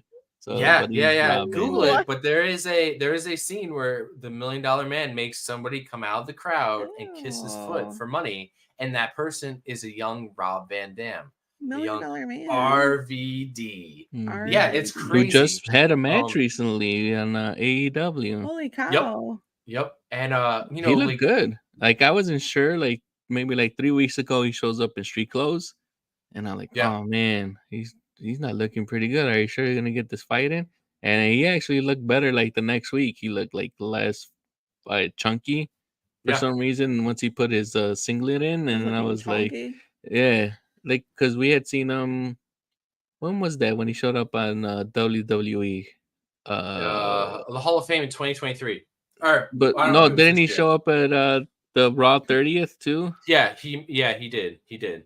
Yeah, so he had looked like he had put on some weight, and then he shows up in AEW to promote this fight, and I'm like, man, he still looks chunky. And then he gets into that match, and I'm like, wow, he's still good.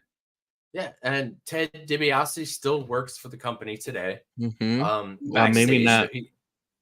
Maybe not anymore, because now he's involved in that fiasco with Ted Jr. and his son is in a fiasco. No, he's in it too. Ooh, juicy. Yeah. I did not know that. So yeah, a lot of these wrestlers have second generation, third generations. Their kids go on wrestling, and his kid goes on wrestling. Ted DiBiase Jr. He didn't have a really big career. No. The height of his career is when he teamed in a stable with Cody Rhodes and Randy Orton, but now he's in some deep shit.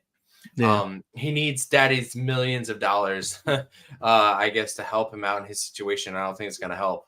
But Jake the Snake Roberts, talk about a guy who I mean, it sounds messed up the way I'm gonna say this, but I don't mean it that way. Who should be dead. And the reason why, I know it sounds fucked up the way I said it, right? But it's not. It's because of the abuse he did to his body with alcohol and drugs. But DDP, Diamond Dallas Page, helped him, saved this man's life. Wow. Help him get back on track, help him get healthy, and and then he actually, I don't know if he still does, but a couple of years ago he was doing work with AEW. So this man who a lot of these, he would have ended up with the high percentage of other people on this card who are dead, if it wasn't for people like DDP, if it wasn't for his yoga and him just helping him through his mental health and everything. What I remember about him being such a great heel is when he would give his promos, he would talk real quiet like this and real calm. Yeah. And promos, they would just hit you because he didn't need to yell into the microphone. Like a lot of these guys, like we saw earlier, the Demolition, those guys, these guys are screaming into the microphone to the point where they're like, you can't see because they got makeup on, but red in the face. Yeah. These guys are exhausted because they're screaming into the mic. Even like Hulk Hogan, and like he's, just let me tell you something, Mean Gene. Like he's just So eyes hyped. bulging. Yeah, body bulging, shaking. Like these 24-inch pythons, brother. Let me tell you something, dude. Like, Body is sweating. I'm like, this is intense. Ultimate Warrior, out of any of these guys on this card, would get promos and just be out of breath. But like Jake the Snake Roberts, whenever he would give promos, he would just talk real calm and real slow like this and just look into the camera. Yeah. He would put fear into you. Yeah, You know it was all in the eyes. It was all in the eyes. It was the way he would deliver that promo, and he would just put fear into you and his opponent. Are you trying to do scary and he did a good job. And like the most exciting thing that as a kid, anytime he would come out, it's like, oh, did he bring the snake? Did he bring Damien? Like, he had this bag, And I would always think, like, I would always say to myself, oh, he's gonna definitely bring the snake out. If he brought the bag, he's bringing the snake out. There's no way he's gonna carry that heavy ass snake all the way out. There's no way he traveled with that snake, brought it through wherever he had to go through, took it all the way to the arena, carried it all the way out to the arena, which wasn't a light snake. It was no gardener snake. Oh, It was a big python. And then he was gonna bring it out. And like I will admit, there's only 3 animals on this planet that scare me, and snakes is one of them. And what are the other 2? Carnies. No. Small hands smell like cabbage. Sharks and gators. So I keep my ass out of the ocean. I keep away from swamps. So, but like snakes, not a snake person. So like I felt that fear, and there's a couple wrestlers who probably felt this. I know Andre the Giant was definitely afraid of snakes, and when there was a couple interactions you would see with Damien and the snake and Andre the Giant, and I've never seen Andre move like that. Like I don't blame you. And that python was huge. Like when he took that python out at the end of the match and went to go, chase down Virgil and Ted DiBiase with that, I would have ran too. Because Ted DiBiase didn't go to the back. No, they kind of were able to hide that. Yeah, he didn't go to the back, and we'll talk about that next match. But anytime he stays there for a celebration. Virgil gets kicked out after, or Jake beats him down after he loses this match to a count out. Yep. And another count out. So Jake finally comes to after he's seen Ted DiBiase have his $1 million celebration. Yeah. And you think he's gonna get Damien on him, and for some reason, out of nowhere, Virgil comes running back to save the $1 million man, trying to get his paycheck. Yeah, but it's just like he's just like, hey, or someone's like, Vince is like, get back over there. You have to save him. He can't have any snakes on him. I need him for the next match. So, yeah. So does that take us to match 12? Yeah, match 12. Televised match 12. Televised match 12. We have the Big Boss Man versus Akeem. The Twin Towers have broken up. The $1 Million Man tried to buy loyalty from the Big Boss Man, and the Boss Man was not having it. He's a man of authority, and you cannot buy authority, is what we learned. Unfortunately, not everyone has a price. That's right. And so this match starts off, and the $1 Million Man out of nowhere starts attacking the Big Boss Man.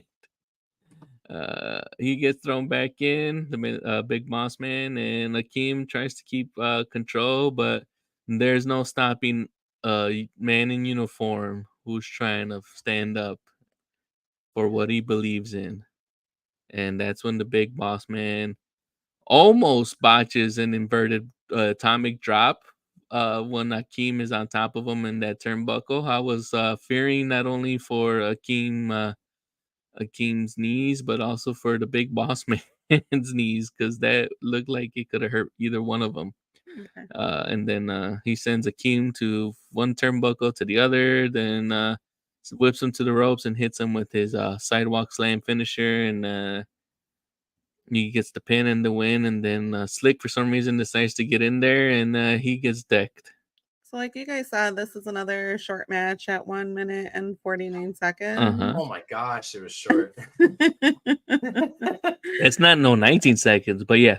I mean, I'm at 49, and in case anybody's curious, I'm rooting for Big Boss. Yeah, I went through this match so fast, I forgot to ask you. So you were going for the man with values, the big boss man, the man who can't be bought. Yeah. And were you happy?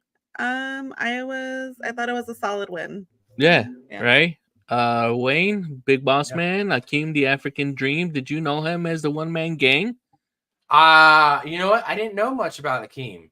I had to do some gotta look into this guy a little bit.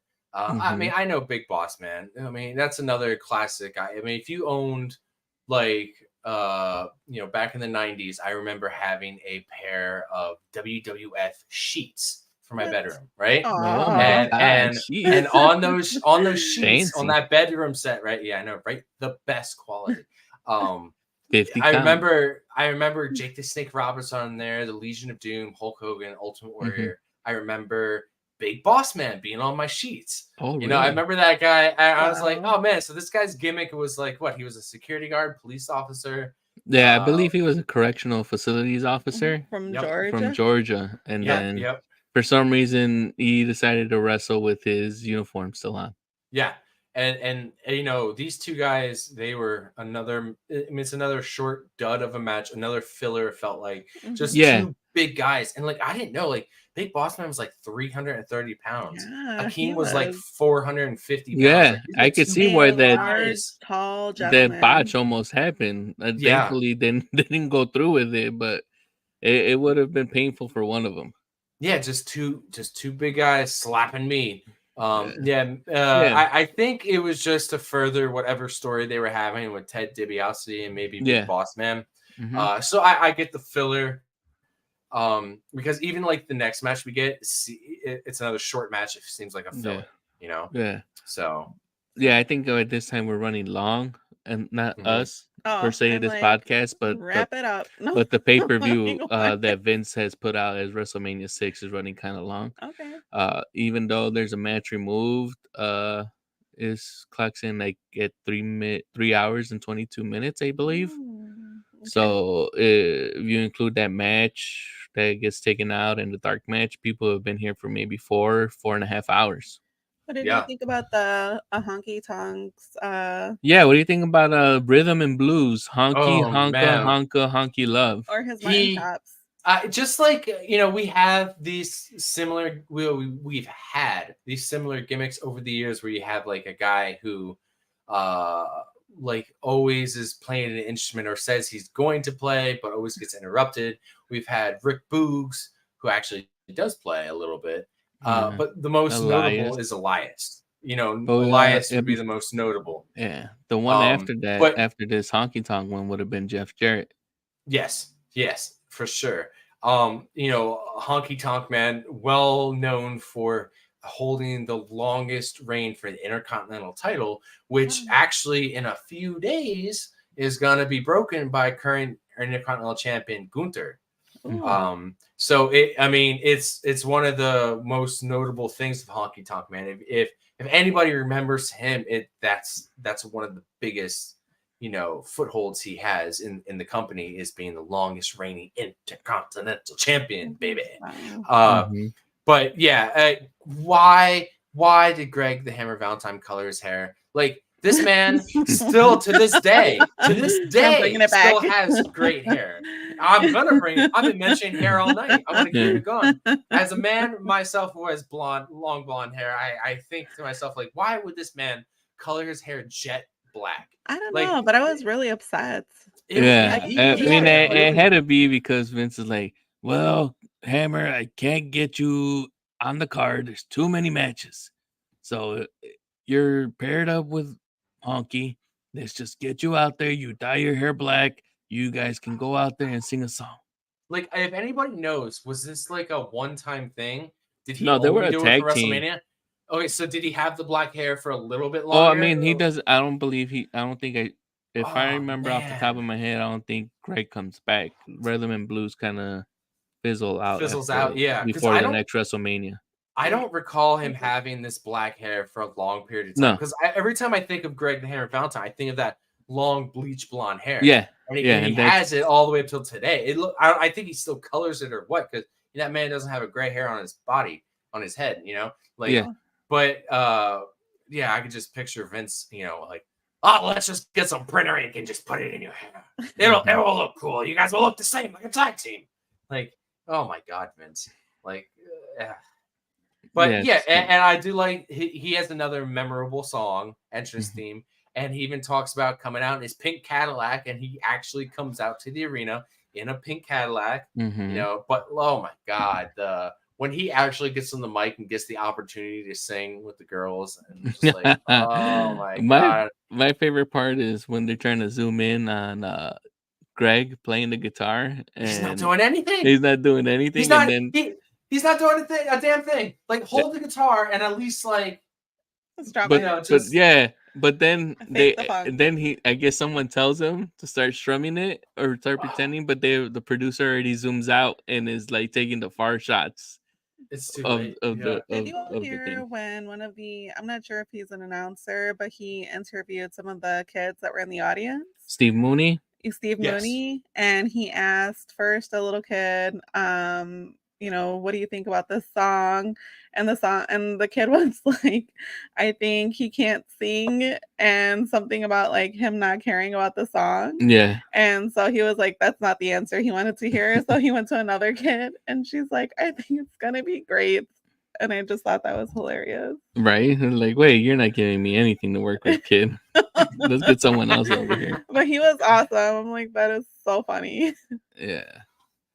So now we have the other short match. I guess you could say that this would also, as our friend Nate pointed out in WrestleMania 2, probably be a bathroom match. You're talking about Rick Rude? Yeah, the ravishing Rick Rude versus with Bobby the Brain, with the Superfly making his in-ring WrestleMania debut. He showed up in WrestleMania 5 for some reason and just came out and walked down the ramp and was like, hey everybody, I'm the Superfly, I'm here. You may have seen me in Hulk Hogan's cartoon, but I actually wrestle.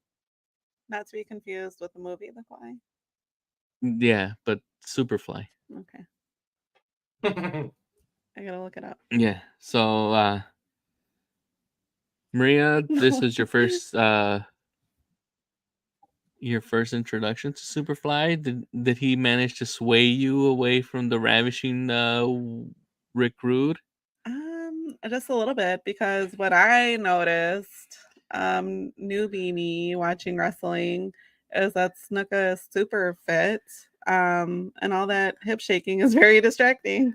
So, but that was the ravishing one doing all those gyrations. But he was also doing gyrations. I wasn't paying attention, but the ravishing okay. one.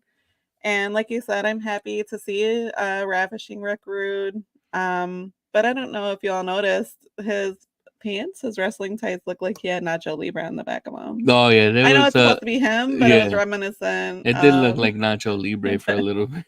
I mean, that wasn't probably like an idea in somebody's head yet, but it still made me think about that. Mm-hmm. Yeah, I mean, the match is over. Rick the Ravishing Rude wins. Yeah. It was a quick match. I thought it was a good win. I was fine with it. Yeah, I was fine with it too. I liked it. I mean, if it probably would have gone longer, it probably would have been my favorite one, because Rude does a great job of selling, and he's very technical and does a great job of making himself look good, but also making Superfly look good too. Mm-hmm. And trying to make him like a credible threat. And who didn't like the Rude Awakening? Not only was it back then there weren't like a lot of high impact wrestling moves, but who didn't like having a swinging neck breaker? And it's called the Rude Awakening. Yeah. So I've had many. You've had many Rude Awakenings. Wayne, thoughts on Rick Rude or Jimmy? Well, before the New Day were doing the gyrating, there was Rick Rude. Yeah. Talk about a guy who had, a great body. Like this guy was jacked. This guy was in great shape. He was only like maybe like 250, but like this guy, like if there was a muscle in his body, it was in shape and it was flexing. I mean, That's right. and another thing, this guy had like, you know, he had charisma. He had like these awesome attires. Like all his pants had really unique stuff airbrushed on them. Yeah. Very much like, you know, like Rey Mysterio, how Rey Mysterio would have a different outfit for every show, different pay-per-view. No two were the same. Ravishing Rick Rude was that way. And there were some times where Ravishing Rick Rude would have his opponent's wife or girlfriend airbrushed on his pants. Yeah. You know, a little bit of a heelish sting right there. And I kind of like that. Another wrestler who died way too soon. I think he was like 40 when he passed away. Yeah. Wow. That heart attack. I think. Oof. Yeah. You know, Jimmy Snuka, he actually lived till he was 70. So he lived a longer life. And was around WWE in and out a couple times. Yeah, unfortunately, like yep. And unfortunately, like Jimmy Snuka's daughter, Tamina, not a memorable wrestler. She's still somehow signed with the company still. You know, she's been able to elude being fired somehow. I cannot remember for the life of me the last time I saw Tamina on TV. Wow. Maybe it was the Royal Rumble. Yeah, I think it was a Royal Rumble. Yeah, like, you know, so, you know, maybe not everybody can follow in their father's footsteps. I mean, these are two guys that stayed in mid-card for most of their career. I would like to, you know, it's a shame that none of these guys were able to make it to a WWF title. Right. You know, another person that Bobby Heenan manages, Rick Rude. Yeah, and managing multiple people on this card, finding a way, you know, to come out between the Barbarian, you know, the Colossal Connection and Rick Rude, just finding his way to, no pun intended, weasel his way in to get on the card multiple times. I mean, that's got, you know, like, how about that? Like, you're a manager, but yet you get more airtime than the wrestlers you're managing, because you're on multiple times in the night.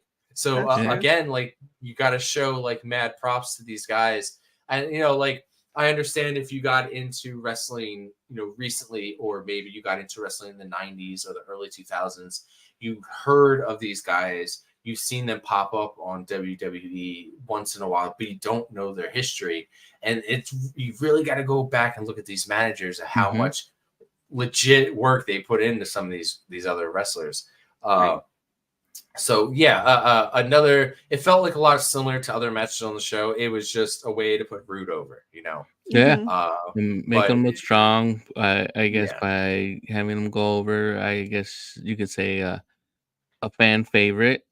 Here with Superfly. So yeah, for sure. Does anybody have a time on this match? Yeah, it was 3 minutes 59 seconds. 1 second away from being 4 minutes flat. Another match, if you went to the bathroom, you missed it. Actually, I mean, if you were like after the Ted DiBiase, Jake the Snake Roberts match, after the Snake was out and Jake left, you were like, you know what? I'm gonna go to the bathroom. I'll be right back. All right. Let me know if I miss anything. So you missed the Big Boss Man Akeem match, then you missed the Rick Rude Jimmy Snuka match. You could have missed all those. Yeah, you know, depending on how far you were. I mean, if the entrance ramp for the wrestlers was pretty far, you can imagine probably how far, like if you were on the floor, how far you had to walk to get to the bathroom. Oh my God, yeah. And you know, like, I don't know if back in the 90s they had speakers in the bathrooms. I know, like, the arenas that we go to here near Philadelphia, we have speakers in the bathroom, or TVs out in the lobby, so you can at least not miss anything. So I don't know if they had that back then. And some of these wrestlers who didn't have entrance music, you definitely may have not, you know, at the urinal, like, oh man, like, I'm missing something. I can hear the music, like, you know. So you got to be like a midget at a urinal, you know. You got to stay on your toes. So do we need a drum roll, because we're coming up on? Sure. Let's go.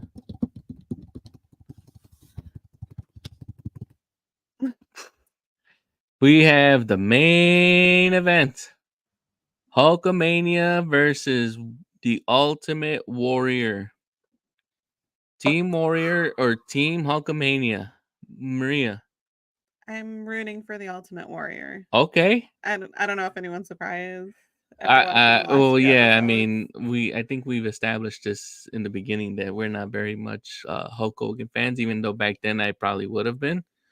But I think at this time I would have been actually on Team Warrior because eventually I just got tired of Hulk Hogan just doing his hulking up, 3 punches, His whole sending shtick. someone to the ropes, big boot, drop it, and eventually just got tired of watching that. But Wayne, were you also Team Warrior, or Yeah, man. this is I'll what you tell stayed what, up for I'll when tell you you were what, young Wayne? This is the match that split me right down the middle. You know, I was a big Hulk Hogan fan. I was Ultimate Warrior for me was new, refreshing, and this is the main event where you have two faces. Mhm. You know, we there's only like 2 other times that we get an April 1st WrestleMania with 2 faces going against each other. And I think we had like Stone Cold Steve Austin and The Rock, and we had John Cena and Shawn Michaels Mhm. on April 1st for 2 face wrestlers. So it's always I know they don't book it often, but I like it when we get 2 face wrestlers because it really divides the crowd. Yeah. And then you can also see how good they're good at working on the fly. yeah, The 2 yeah, guys in the ring, or like being able to assess who should go over, because back then they if the ref didn't have the earpiece in, they'd have to call it in the ring. yeah. Oh And, yeah, and very if vastly different. yeah, so most of those finishes were either done inside the ring if Vince was like very trusting of you to be like, yeah, I'm trusting you guys. If you guys think that this is the way it should go instead of the way we are saying it should go, then yeah, go out and do it, and I'll Yeah. fix it later. Yeah, this has the biggest entrance of the night, I would say. Hulk Hogan with his classic, and neither of these guys got the scissor lift entrance because I thought Hogan came in the scissor lift. maybe he No, did. he? I You don't. gonna check?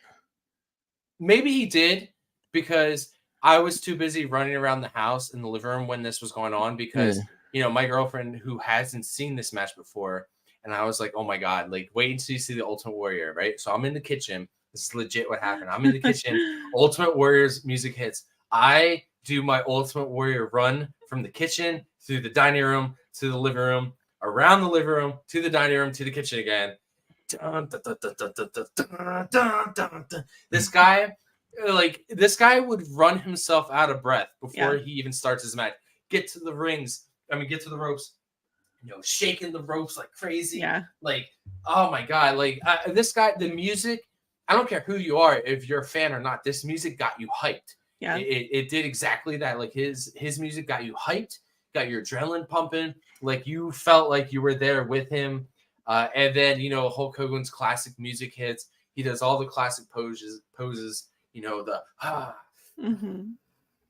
Mm-hmm. and I get it. I get it, Carlos, with the 5 moves of doom. We've seen it with people like John Cena, where this guy's been a face for so many years, and the music hasn't changed, the gimmick hasn't changed, the outfits are the same.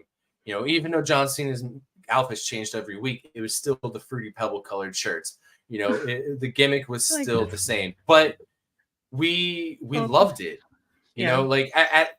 Put it. Let's just like whenever we talk about people like Chris Benoit, put it aside the personal life, everything outside the ring, everything current. 7-year-old Hulk Hogan saying old man things. At this time, at this time in the 90s, like Hulk Hogan was everything. Like for kids, like this is the man who was, he was starting to show up in movies like Gremlins and Suburban Commando and Mr. Nanny. Like this was the WWF wrestler crossing over in the movies. He was like nowhere as close as The Rock is today, but like at the time, like, oh my god, like I know this guy, like you see him in a movie, you're like, oh my God, that's Hulk Hogan. Like, I know this guy. Like, not a lot of people would know him, but everybody now knows who Hulk Hogan is. Everybody.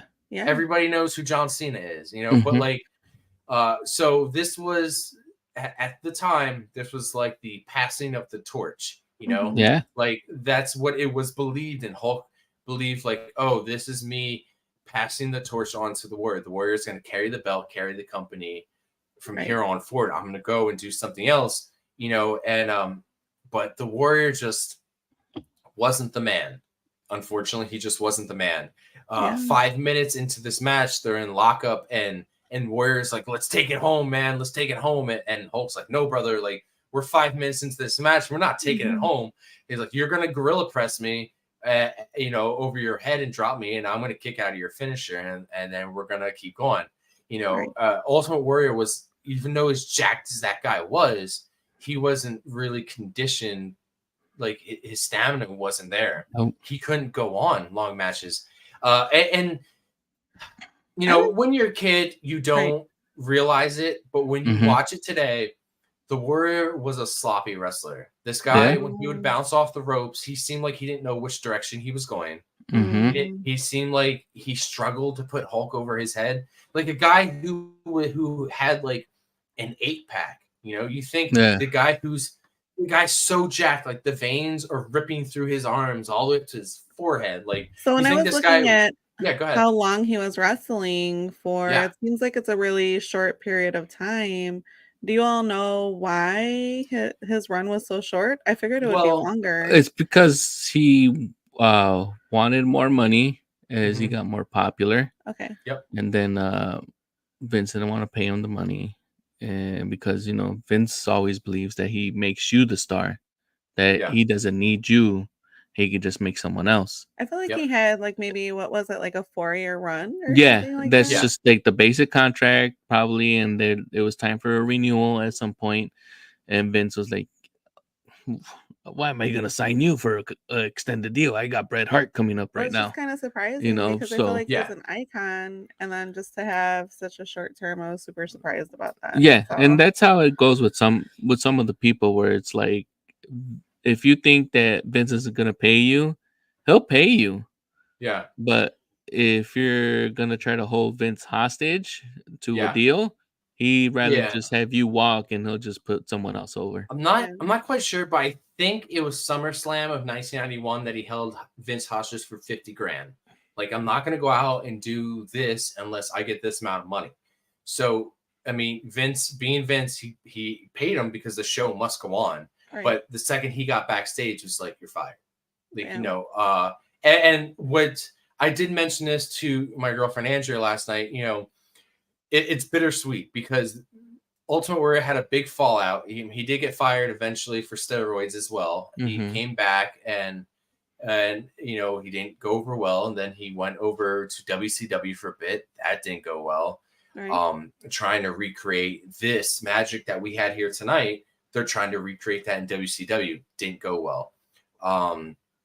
You know, it's bittersweet because he eventually, many years later, I think it's 2014, he buries the hatchet with the company, right? The man gets inducted in the Hall of Fame on Saturday, right?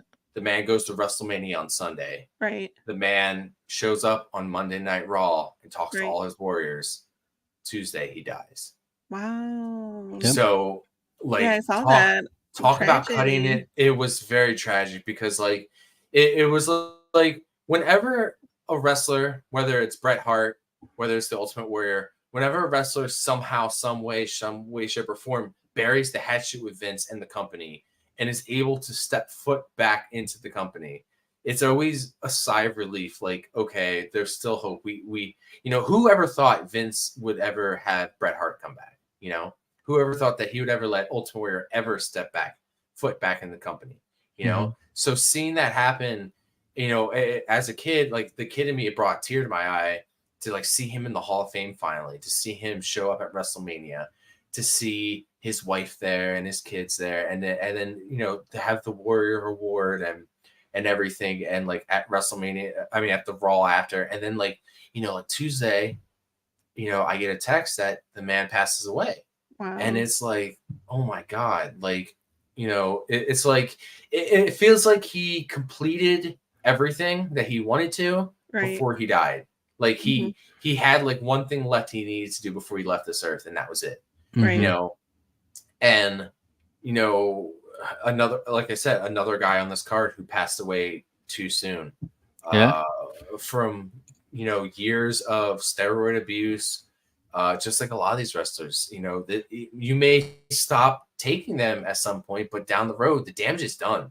The damage is done to your body. It's going to catch up with you at some way, shape, or form, and it's really sad. But I do believe when Hulk wraps this match up, the original plan, well, not the original, but the plan that Hulk kind of kicked to Vince was like, let me turn heel. Like, and that's what it kind of looks like. In between, Hulk Hogan does a lot of heelish moves. Where he's kind of like arguing with the ref about holds and 4 counts or 5 counts, and I thought it was actually going to happen. When I was younger, and it doesn't really happen. It had us believing a lot, and I'm kind of glad it didn't, because when he does turn heel eventually in WCW, it's kind of right. It's the right time for it, because the man goes to a different company, and you still think you're going to get the red and yellow Hulkamania. It's going to run wild forever, but no, that's when he turns to Hollywood Hulk Hogan, the original Triple H. But the original plan was he was going to walk down. He was going to give him the belt, and then he was going to walk down the aisle and then do that slow turn, and then come back and just wreak havoc on Warrior. But I'm kind of glad things went the way they did.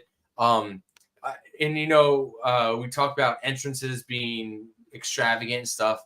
This is the first time we get pyro in the ring. We get a little bit of pyro, a little bit of sparkler in the background. But it's crazy to think down the road, like even today, how many wrestlers have pyro. And some people take that for granted. And for a short amount of time, a couple years ago, they were trying to save money, and we didn't have pyro, and I missed it. I missed small things like that, and pyro makes a huge difference for wrestlers. To have wrestlers without pyro, certain wrestlers, I don't mean like Akira Tozawa needs pyro. So you're talking pyro? Are you talking the fireworks? The fireworks? Yeah, it's fireworks. It cements the whole change. Like it's a celebration that Hulkamania is no longer on top of a WrestleMania. The torch has been passed, and here's a celebration of their new champion. Okay. Yeah, and it sucks that there was no rematch, which I feel like maybe at the time there should have been a rematch, but instead we go into feuds with like Rick Rude. Yeah, Rick Rude, just because it was like he is the guy that beat the Warrior. Yeah. Even though like he did have some help when he did it.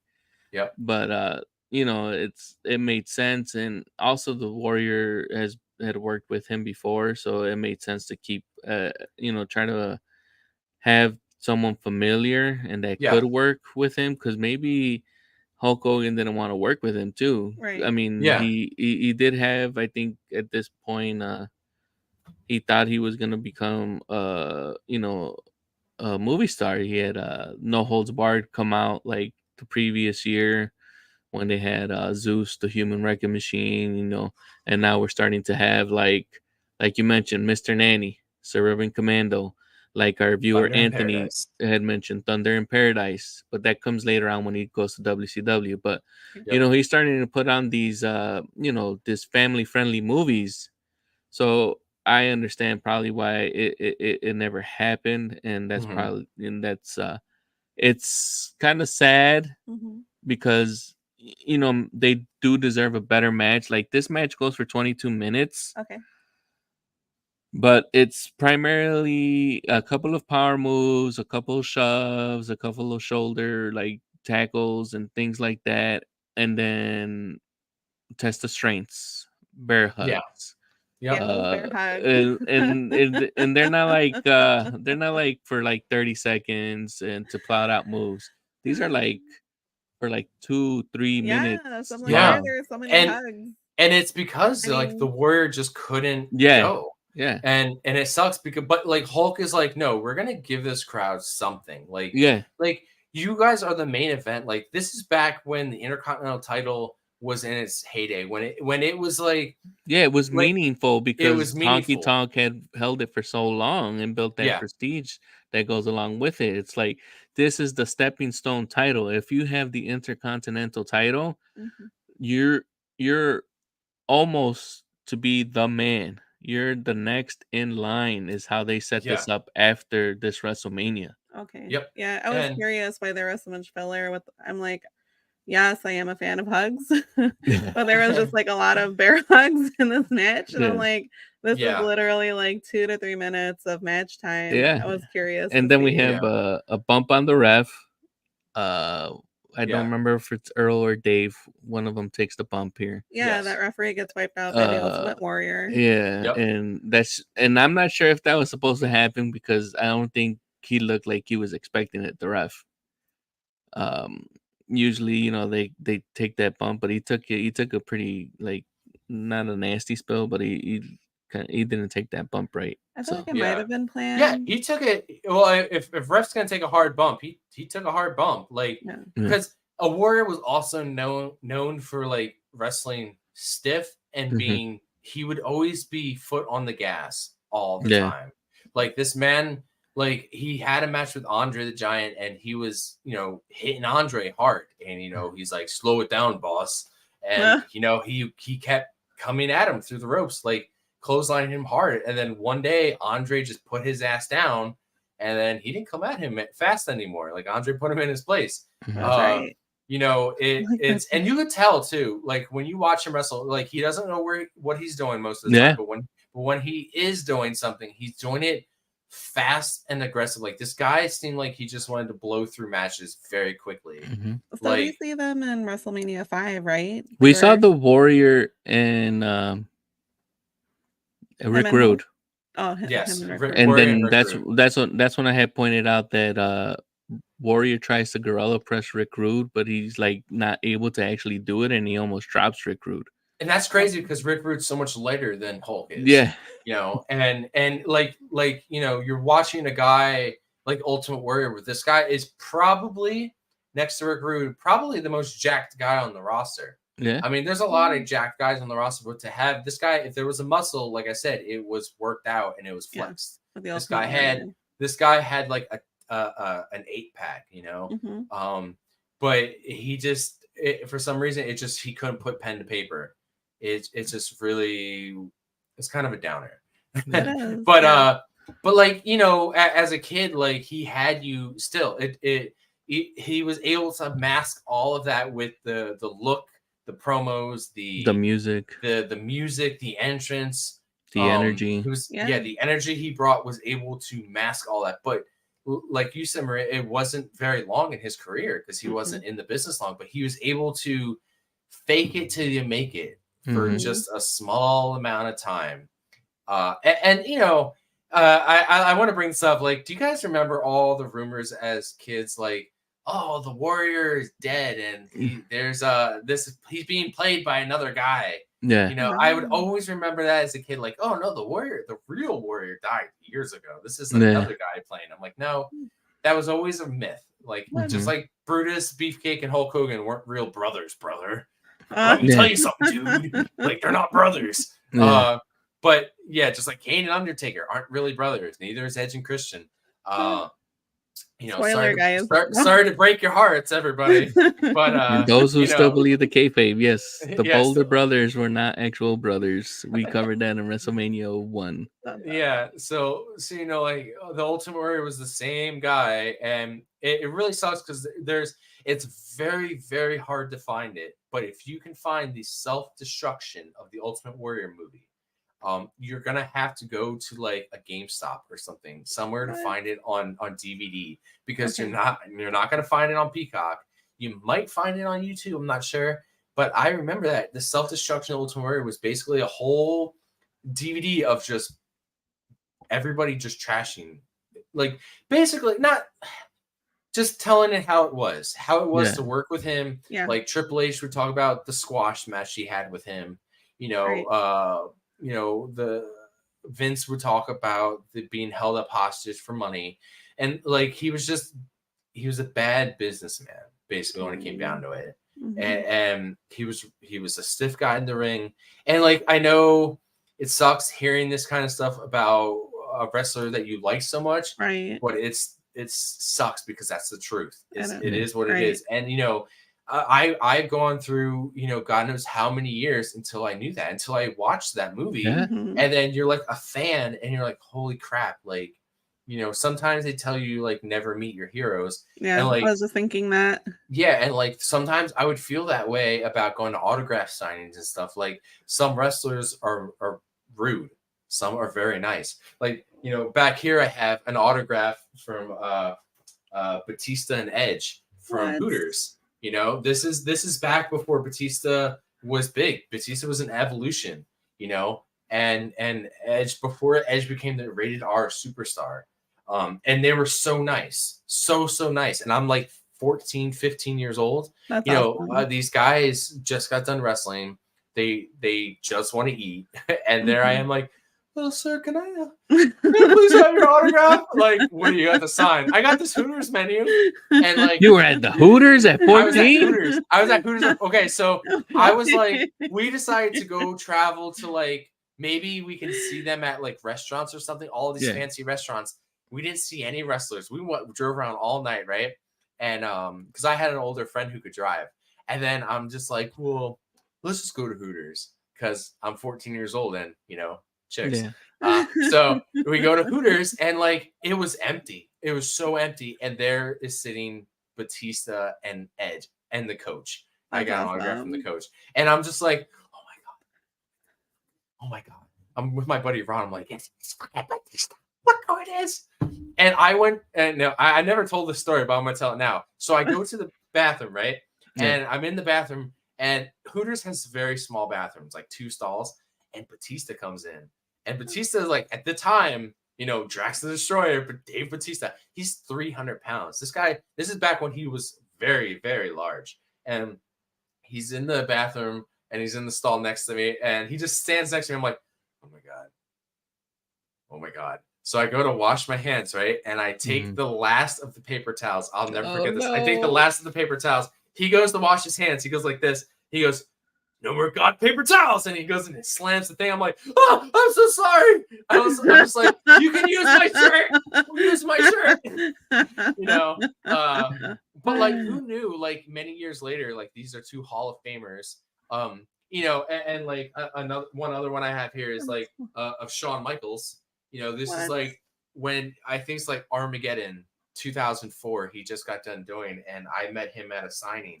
You know, so nice, so nice. You know, and the line was huge, and I get it. You're there for like 2-3 hours in the line. You're just signing on. Yeah, So, right. I mean, some of these guys are very, very nice, and some aren't. And I heard Ultimate Warrior is not one of those guys. He's not a very nice. He wasn't very nice to a lot of fans at airports and stuff, but you kind of get it. And like now we have social media, and now you got people, which I think is awful. People just shoving tons of stuff in their face, like sign all this stuff, sign all 30 of this stuff so I can sell it on eBay. Right. And like, I was never like that. I was always like, sign this so I can frame it and treasure it forever. Like, I'm never a guy who's going to sell anything I've ever gotten signed. Right. And I'm not going to ever ask somebody to sign something that I, you know, like, I'm sorry. I'm not going to ask Akira Tozawa to sign something. Right. I'm not going to ask like Nia Jax to sign something. I'm not going to ask I'm not going to ask Jake Paul to sign anything. Right. You know, I'm like, if I'm and I'll treasure it. And I don't need you to sign a million things. I need you to sign one thing, and that's it. Right. You know, and I also won't buy things that are signed. I like these things have memories. Right. Yeah. You know, you have the story to go along with how you got the autograph. Not like, oh yeah, so you know, I bought this at like a yard sale. That's it. Well, like, that's, you know what I mean? Connection. Yeah. There's no story to them, and like, you know, and you know, back to like the Ultimate Warrior, like you know, as much as he was the type of person he was, I would have loved to have something autographed from him and Hulk. Like, Right. you know, but yeah, times are different now. With both I'm of not these going out guys. there and getting a Terry Boulder autograph anytime soon. Same. I don't think I'm asking You for know, Hulk Hogan's what's autograph. funny? Well, Never say never. I What was, if you are at a Hooters and you are randomly in the I'll you know bathroom? what? At this point in time in my life, if I see Hulk Hogan at a Hooters, I'll go up to him and I'll sign something myself. I'm like Semi-Dry Chicken Podcast Championship Wrestling. There you go, hanging on your wall, holster. Yeah. What made cemented that I'm not buying anything is Hulk Hogan as a shop for his Oh yeah, restaurant, and he has a Macho Man Funko Pop, but it's not signed by the Macho Man. It's signed by him. He Yeah. signed the Macho Man Funko Pop. Ooh, no. Why? That's what I said. Yeah, why? So that's Trying to make one some of the money, things- brother. I know. Hmm. Nick's DJ isn't working out, brother. I need to go ahead and keep supporting him and Brooke. Yeah, So, right. as we wrap this up, we Mhm. always wrap it up with our favorite matches. We'll start off with Wayne. Do you have any favorite matches that you would recommend for people to watch who want to revisit WrestleMania 6 but don't want to watch all 3 hours of it? Yeah. Go back and watch Demolition versus the Colossal Connection. Only Okay. because this is the last televised match of Andre the Giant. And I feel like these are times you should, really treasure what matches you do have left with this giant. Yeah. I mean, there isn't many people on this planet that left a mark like he did. And that were as large of a man as he is, or was. So, Yeah. I mean, that's a good one. If you have 19 seconds, why not watch the Hart Foundation? Right. You know what? As much as as cringy as some of the match points were, Dusty Rhodes and Randy Savage, even if it's for the promos alone, the promos alone were great. I would also say if you're a big Shawn Michaels fan, watch that Rockers match just to see some early Shawn Michaels in there, and then the main event, the main event. If there's anything you could take away from this pay-per-view, it's the main event. Whenever I think about WrestleMania 6 in any way, shape, or form, that's the first match. That's what got me into I can remember myself as a little kid just watching it, oh my god, this is wrestling. I like the music. I like the crowd is pumped up. I don't know why, but I'm feeling it too. And that's when I became a certified mark, and that's when I started buying the Hulk Hogan shirts. Do you guys remember the big plush toys? Those Wrestle Buddies. Yeah, I had Wrestle Buddies. I had the Ultimate Warrior. I had Hulk Hogan. I had the wrestling sheets. Look at which, you. Vince loved you. Yeah, right. I spent so much money. My parents spent so much of their money. And as much as my parents didn't want me watching wrestling, it never stopped me. Right. We didn't have cable growing up, so I would always be going to other people's houses to watch wrestling. So it never stopped. The passion and love was always there, to the point where I would I really got deep into pro wrestling, Ruthless Aggression era. And I did watch Attitude Era when I could, but Ruthless Aggression was when I started to I'm never gonna miss a SmackDown or a Raw ever again. And since then, I don't think I ever have. As we're talking, SmackDown is going on, and when we get off, I'm gonna go watch SmackDown. I never miss a show. I never have, and I never will. I'll go back and watch, and I'll just because that's just the passion that I have, right? And that's when I had friends come up to me, and yo, you should just start a wrestling podcast because that's all you talk about. Yeah, I do, right? So it's I start and there's enough of us out there. There's enough fans. There's enough marks out there that I have a podcast now, and I bring people on like Carlos, and we just we have so much wrestling we want to talk about, and let's put it on a podcast. Let's just shoot the shit about wrestling. Right. Yeah, we have an agenda, but at the end of the day, it's you just want to sit there and talk wrestling with your buddies, you It's a know? lot of fun. Yeah. And it is. And you know, there's plenty of other sports that we as fans watch. You know, I Right. watch hockey and stuff, but like football, hockey, basketball, baseball, ping pong, whatever. Pickleball, pickleball, whatever. They all have seasons, right? Yeah. And that goes away. That goes away for a couple months, you know. And then you Right. have to look up like, whoa, what are your athletes doing? This and that. Mhm. Wrestling never dies. Wrestling is now, then, forever. It really is, because these wrestlers don't have really time off unless they get hurt, unless there's Right. a way that they can get written off of TV. These guys are on the road 300 plus days a year. And, you know, it's crazy to think that, like, I watch, oh my God, like, okay, between, you know, you got Monday Night Raw, Right. you got NXT on Tuesdays, you got AEW on Wednesdays, you Right. got, if you're willing, God willing, you have Impact Wrestling on Thursdays, right? And then on Fridays, you have SmackDown, and then you have more AEW. And then Friday, Saturday, Sundays, if you can find maybe New Japan Wrestling, Or some lucha matches too. Yeah. Lucha Underground. No, CMLL, Consejo Mundial Lucha Libre, There you go. has a YouTube channel that they stream on, I think, Saturday. Yeah. And then once in a while you'll get the triple A ones on So the you stream have too. Yeah. all of that to do, and then pay-per-views, you know. So it's like Mhm. it literally is almost every day of the week. Like Thursday, because I don't really watch Impact Wrestling unless I'm trying to go to sleep. I use it to put me to sleep sometimes. But like other than that, like wrestling is on all the time in my house. So Right. when the WWE app launched, it was like the greatest thing for me. Yeah. It was like, oh my God, like $9.99, I can watch wrestling 24 hours a day. I can just leave it on TV and never turn it off. You know, I can just leave it on in the kitchen TV and just never shut it off. It's great. And I hate Peacock. Let's face Yeah. it. The way I hate the commercials. I get it. You sold it for lots of money, and I get it. It's Peacock, but like it's a lot of ads, and the way they have their library, like even finding this pay-per-view, you have to go into seasons and episodes. Yeah. It was Right. so Weird. so rough. It's weird. Yeah. It's like a librarian who took over that's never been a librarian. You know, the WWE app was so organized and it was so well put together.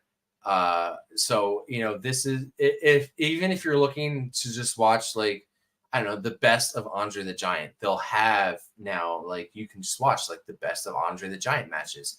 You can watch Ultimate Warrior documentaries. You can watch Mhm. Hulk Hogan documentaries, or so yeah. The app, you know, getting Peacock that's I only have Peacock for wrestling, and it's an app. Unfortunately, I'm gonna have it to the day I die. Like wherever Or, WWE goes, I'll go. You know, Yeah. until somebody else buys, you know, or they get their app again. But Yeah. you know that's where I'll be. You know, so Yeah, when you start talking about your love of wrestling and like how many days it's on, yeah, or like, you know, I hear those hashtags like wrestling is life, stuff like that. I'm like, you're right, because since I've been watching, and I used to watch here and there when Carlos was watching, like you said, definitely watching all those different days and downloading the app. People ask, they're like, okay, so you're starting a podcast about wrestling, and it's just like there's so much to talk about. yeah. There's so many different storylines, so many different characters. There's history, and the history is rich with different generations. So that's why I'm like, WrestleMania 6 was really good to watch. I was really looking forward to watching like this final match. Mhm. And I feel like I'm on the same page as Wayne with a lot of your matches. Where I So- definitely recommend those to people if they're interested in watching. All of Wayne's matches. I think Wayne pointed out like 5. I'm pretty much on par with most of the matches that he called out. Yeah. My first one for anybody watching would be the Colossal Connection, Mhm. of course. That was my favorite. Like you said, that short 17-second match. Mhm. And then, of course, the finale with Hulk and the Okay. Ultimate Warrior. All right. What about you? So I am also going to echo that you should watch the Colossal Connection versus what is it? Demolition. Demolition. Yeah. Just because of the psychology that goes with it, and bringing Andre back from the dark side back to the light side. On that, the Rockers versus what was that? I forgot. The Rockers tag team versus the Orient Express. Just because it's a fast-paced match. You get to see Shawn Michaels pretty much getting into his groove, kind of finding his type of style, and that he pretty much later adopts into his solo persona when he becomes the Heartbreak Kid. And then my other one, and that's gonna be my last match, is gonna be Dusty Rhodes versus the Macho Man. So those are my three. So I continue my streak of recommending tag teams matches at a WrestleMania for our viewers to watch, and I think also a Macho Man. So that's all of those streaks continue since we've been doing this here. Any other last tidbits, babe, that you want to add? Well, I'd like to say, like Mary Taylor Moore said, she made me laugh. She says, it's the best of athletics and theater. I've never seen anything so exciting. So WrestleMania 6 was definitely exciting for me. Good. And Wayne, anything else? No, you mind if I plug my show? No, go ahead if you don't have anything else. Yeah.